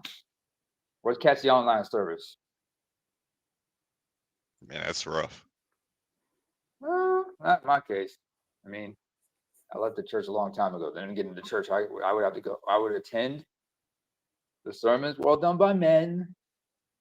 It's in the native language. It was in the ancestral language. It was in the language of my forebears. So for the people that do actually attend church, what were your thoughts on the whole Kamala Harris actually attending that church, regardless of the fact that it was a blasphemous church, the fact that it still kind of falls under the banner of Christian ideology? Like what were your thoughts that were going through your head when you if you actually have a grasp on your on your Bible? What were your thoughts? It is what it is. It is what it is. By the way, earlier straight blasphemy. Straight blasphemy. All right. To MOSFET, who was asking earlier about the whole thing about when we were having that discussion earlier about fascism and whatnot. I needed to get my piece in because I'm the only one who might have some recollections of what it was like to live under fascism, considering my great grandparents were You there? Yeah, I'm here. All right, fam. Now you were asking. Now, like I hear, like first and foremost, when I hear people throw around the term fascist, it's no different than when the other side is throwing the term communist or Marxist or shit like that. You know what I'm saying? Everybody's just throwing names. But Yeah. as far as living under fascism, it wasn't just Italy. Because remember, Italy had colonies in Africa up until 1941. That's true. Up until World War II. One of them was a country called Eritrea, where I'm from. Mm-hmm. My great grandparents lived under fascism. My grandparents were the last generation born under that, and they grew up at a time when, during World War II, when fascism was where the Italians were defeated by the British by November of 1941, and they saw an end to fascism. But they saw a transition between British military administration and then a transition into Ethiopian rule. So fascism was no fucking joke at that time. They had. I kind of thought so. I mean, some of the shit that you saw, some of the ways they were living at the time was similar to apartheid or Jim Crow in the South. There was serious race segregation. This right here is why I call Jamal Bryant a blasphemer. Things the black church is gonna get mad at me for saying, but I'm gonna say it anyway. Man, y'all check this out. That 85% of Jesus's life, he was out of order. What the fuck did he just say? You heard it. Talking about? What is he talking about? No. I heard that. I mean, he lit that shit out with a straight fucking face. Oh man. Yeah, that's why I call him the blasphemer. I call him that for a reason. He was doing what he was not I called did not to do. stutter. What the fuck are you talking about? And they wonder why 85% of his life, he was not flowing in his God-given function. 85% of his life, he is doing what his natural father wanted. Pause it. I gotta get about? Pause it. Look, real talk. Listen carefully how this cat is speaking and what he just said. Dude, he is selling this shit to the females to give them a reason not to want to follow. He is selling blasphemy bullshit. This shit is blasphemous. 85% of the time, the Lord didn't walk in the right light, is basically what he's trying to say. So what does that tell a flock of heifers? Oh, I can walk in a contrarian light too and not have to worry about nothing. It's not what he said, it's what they heard. Yes. And I'm telling you, that's what they heard from it. That's what they got from it. That gives him a green light not to follow the leadership of man. Period. Yeah. But it did not line up with his divine DNA. 85% of his life, and he's anointed, he's called, he's chosen, and he's wrong. He said 85% of Jesus' life, he was out of order. He said that he was chosen. He said he was anointed. He said, but he was wrong. He said he was doing not what his heavenly father wanted him to do, but rather his earthly father. You know what? It is time that we stop deducing people's lives to nothing up until they get called. Your life means nothing. The totality of your life is zero until the call. How dare we do that? The Bible says in 1 Corinthians 15, verse 31, it says, when you eat, when you drink, whatever you do it to the glory of God. So everything that you do is meaningful, even up until the call. Your whole life is meaningful. How is it that the God of heaven is going to send his only begotten son to earth And he tells us that our steps are ordered by the Lord, but yet his steps aren't ordered. How is that? How is he going to send his son to earth and not order his steps? No. The fact that he put him in Mary's womb, the fact that she gave birth, the fact that he said Mary and Joseph are going to be your parents, all of that was the will of God. He was never out of order. At a certain point, the guy How needs is to it come that out the and King say of that his Kings, the church Lord of isn't a Lords, is church going and to that it's teach a us satanic how to church submit to instead? authority, but yet he don't submit to authority? Yeah, you're right. Is he also going to How is it that say? he is going to tell us that the first commandment with the promise is to honor your father and mother for your days will be long on the earth, but yet he disobeyed his? No. Talking about Everything he did was in order. It led him up to the moment when the Bible says the Lord spoke from heaven, "This is my son in whom I'm well pleased." Everything he did. We can't continue to deduce people's lives to nothing up until they get called by Jesus. Okay. No. Can we pause for a minute? Pause, please. Yeah, I'm done. All right. First of all, now you pissed off an Orthodox Christian here. I'm glad I was raised Orthodox because I see the bullshit. Last time I checked, in those days, now people wonder what happened between 12 and 32, because the Bible doesn't talk about what happened in his life between 12 and 32, between the ages of 12 and 32. Joseph was a carpenter, first and foremost. And that's the ultimate father, I will tell you. Of course, a lot of people say, well, Joseph was the ultimate stepdad. Yeah, but then again, he was a father. He was the earthly father, and he raised that boy right. He raised that boy to be a man in accordance with those customs. Yes. He was working as a carpenter, and let's not forget, Jesus, before he began his mission, he was a carpenter back in his home, back in Nazareth. He was a Nazarene, or as we say in my mother tongue, Nazrawi. He was a Nazarene.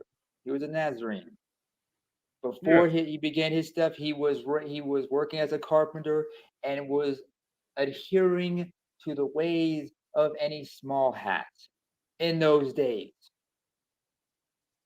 So how was he out of order? Living his life accordingly. Get the fuck out of here. Look, you gotta let the Satanist describe to you how Bro, he was out of order in his church. I don't even see how you read. Hey! I've been around Satanists, PK. So you don't know half the shit that they talk about. You're right. I don't, and I wouldn't. But I I'm would just say saying that he, based on I his don't words, understand makes him how a Satanist. Nama's getting so upset at this because I'm not upset, but I look at the bullshit. So naturally, I just want to take a swing at the dude. Let him finish. Hold on, Cat Dave. I got you. I understand where you're coming from with your anger, and it's justified. But you're over there, and we're over here. And over here on this Western rock, third rock from the sun, Western civilization, culture, society, we have really warped up his word so much.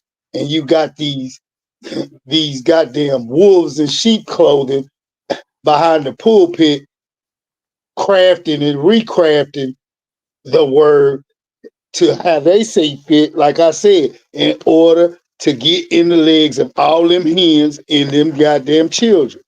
Hey, that's why we're not in these churches. I don't even. Hey, all praises and shout out to you, AB, for hanging in there over here. Cause I'm telling you, I'm down here in Texas. This is the Bible Belt, and bro, I'm talking about Sunday schools, first Sunday church, first service, second service, third service. I know the whole game. I'm talking In about other going. words, you was one of the ones drugged to church, huh?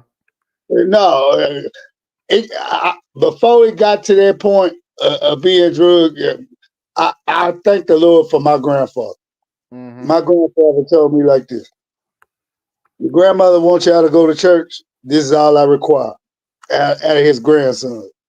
He was like, carry your ass to Sunday school after Sunday school, you ain't got to attend that bullshit. You can bring your ass on back here and you can cut on the TV and watch some football with me. Watch me sleep while y'all watch some football. But you don't have to put up with this shit. He said, I teach free thinkers up in this house. I want you to read that Bible, but I want you to read that Bible for yourself. And if you have any questions, you come to me and we go reread it together. And I give you the proper definition and terminology of what he is speaking of in there. But what I'm not going to allow you to do is listen to that run-of-the-mill bullshit rhetoric that sheep and that wolf and sheep clothing in that pulpit is putting out. And trust me, I was raised in the capital of Texas. We had 1, 2, 3, 4. We had 6 prominent churches on the east side. 6. Wow. And out of those 6 prominent churches, only 3 of those pastors were on the up and up. And I attended my home church we had a pastor who, if you didn't know any better before the wool got pulled from your eyes, so you could really see, you was following, as a kid, you following all them hens and listening to what they saying, and you got to put up with it. But boys instinctually, and young men instinctually, and men, however long you in that church, your eyes start opening up really quick. Some slower than others, but if you paying attention, your eyes are opening up and you see stuff for what it is. And the pastor that I recall that I was around, I was wondering, why is this cat so revered? The church stayed packed. We had 2, it was a 2-story church where you had the upper deck, you had the lower deck, and it was shaping a U. And I'm talking about wall to wall stayed packed. Full of hens. No, I mean, before there were mega churches, the big house. The 6 I called that was the 6 big house church. You had other churches in the city and the town who were small, but we're talking about the 6 biggest. And at the 6 biggest, 3 of these pastors was messed up. And I'm talking about I attended one of them churches where my pastor was messed up. I'm gonna give y'all a gander have messed up this cat was. Before that, AL, isn't it? And I don't know because it's been a long time since I've dusted off my Bible. Okay, so I'm not a devout Christian, but what I will say is that isn't there? I don't know if there's any scripture to this point, but isn't it the job of other churches at some point to essentially to cleanse the house or something to that effect, like to purge those that are wolves in sheep's clothing, so to speak? Okay, what you're referring to down south is what we call the Bible Belt had a coalition of mega church pastors that were all meet up at least 3 times out the year. They would have major conferences and whatnot. And any big topic or debate or social whatever went on in the Black community, these pastors were responsible for delegating and dealing with problems and weeding out social ills and bad norms and whatnot that went on. So, these cats will get together 3 times out of the year, but out of those 3 times, they would only allow all the congregations high prestige members, ushers and deacons to attend, to put on an air and a show like, okay, we gonna show y'all that we trying to do right by y'all churches. But the other 2 times, only the pastors will meet. So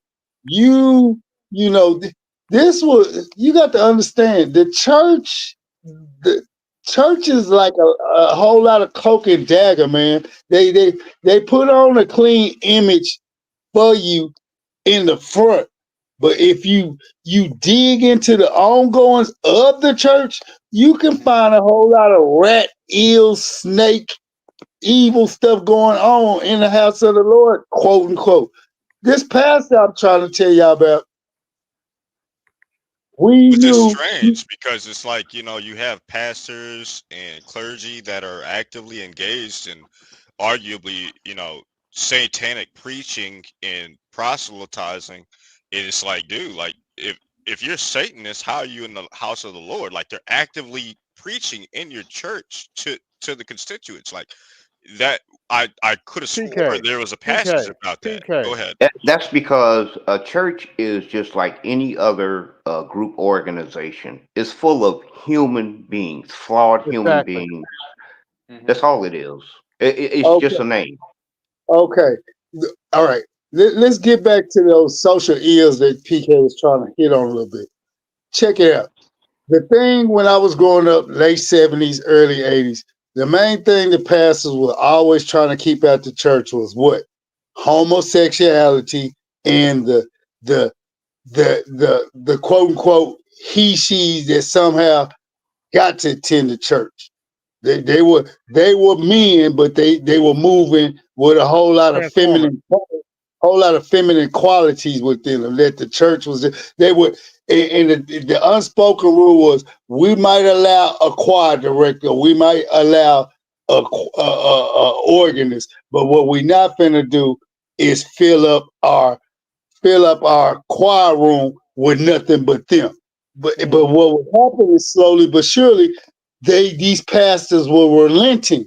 And people were wondering why these pastors, starch pastors that wouldn't put up with this shit, wouldn't put up with you start looking up and you like, what is brother, what you call it doing up there? And you look how he's singing with the choir. He's not moving right, like and he's showing mannerisms. Like we try normal cats and they're trying to get a pastor or look like, man, you need to turn around and look behind you, man. This shit is not kosher. But Real quick, continue. Don't lose your train of thought. But AB, I see the comment on the screen. Go ahead. I got it shared for you if you want to share it. I mean, like I don't know. Like I thought it was common knowledge. I guess it's not. You can Google it. It's not something that's hard to find. That's why I told you guys to do it in the first place, is just to Google it. That way you knew where I was getting this from. What's the comment? What's the comment? Somebody go read it. What's going on? It's on the screen. It says politics in the black church is a part of history. I'm not sure where you're getting it's illegal from. Is essentially how I'm interpreting his comment. So I mean, like I already said in the beginning, in the very That's forefront. Drummer Bear. Yeah, I said it in the forefront. You know, you can just Google this. It's not something that's really. I thought it was something that was common knowledge. I guess I was wrong, and so I know that it's happened in history. I know that it's something that does still take place. But what I'm saying though is that that's not supposed to be happening. That's it. That's all. And so I got it. I got my screen shared, AB. If you want to share what exactly I'm showing on my screen here, it's not something that's hard to find. Just Google it. What's it say at the top? In 1954, Congress approved an amendment by Senator LBJ to prohibit 501c3 organizations, which includes charities and churches, from engaging in any political campaign activity. What Kamala Harris did in that church was exactly that, period. I don't care how you try to clean it up. That's what that was. She was campaigning. Yeah. That's illegal. You're not supposed to be doing that. Doesn't matter what you're doing. If you're running for race. No, it's not. Read the rest of the statement. Hold on. You absolutely right, KP. But you must also remember what happened during W, not H. No, matter of fact, it was H. What happened during H's administration? He only had one 4-year tour, but during that, it was his administration that went back on what LBJ had started, because it was supposed to be nationally prohibited. You can't mix the two. But all of a sudden, what happened?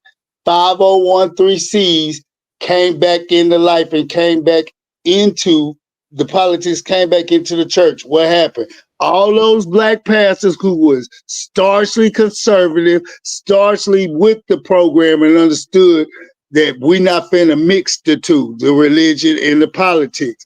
All of a sudden, that 501(c) got passed. They started taking that money from all those lobbyists and politicians, and what happened? They started sneaking these politicians back in the church house to do exactly what you just saw Kamala do. Yes. That's a good point. Let me ask you this question, AB. You got it up there. Now, you make a good point about that, right? So a 501c3, so if they did that, if they were receiving the 501c3, right, which is the tax exempt deal, right? So if they are receiving it and they were found guilty of supporting a party by whichever party it may be, whatever, left, right, middle, whatever, shouldn't they lose their 501c3 status at that time? Isn't that the way it's supposed to have worked? I don't know. You're supposed to lose your status. You're supposed to get fined, and depending on how terrible it was, some people have faced jail time. Yeah, thank you, Two Trip, for the Cash App. I'm getting ready to go to bed, y'all, so ready to shut it down. Yeah, we can call it a night. It's been a good one. Peace out, fellas. Stay safe. Yeah, I'd like to thank everybody. Go ahead, Nimmer. I just want to say, as usual, y'all ain't shit, never been shit, never will be shit, and God bless y'all for it. Never claimed to be shit. But anyway, Amen. I'd like to thank y'all, everybody came through. This is AB Media 83, and I'm going to bed. Peace. Peace. This is AB Salute. 83. Want to support the channel? Hit the Cash App. Also, be sure to like, share, and subscribe to the video. Also, be sure to hit that bell notification so you can be notified next time I upload a live stream or video. And always remember, keep it grinding, keep it pushing, keep it moving. This is AB Media 83, and I'm out. Peace.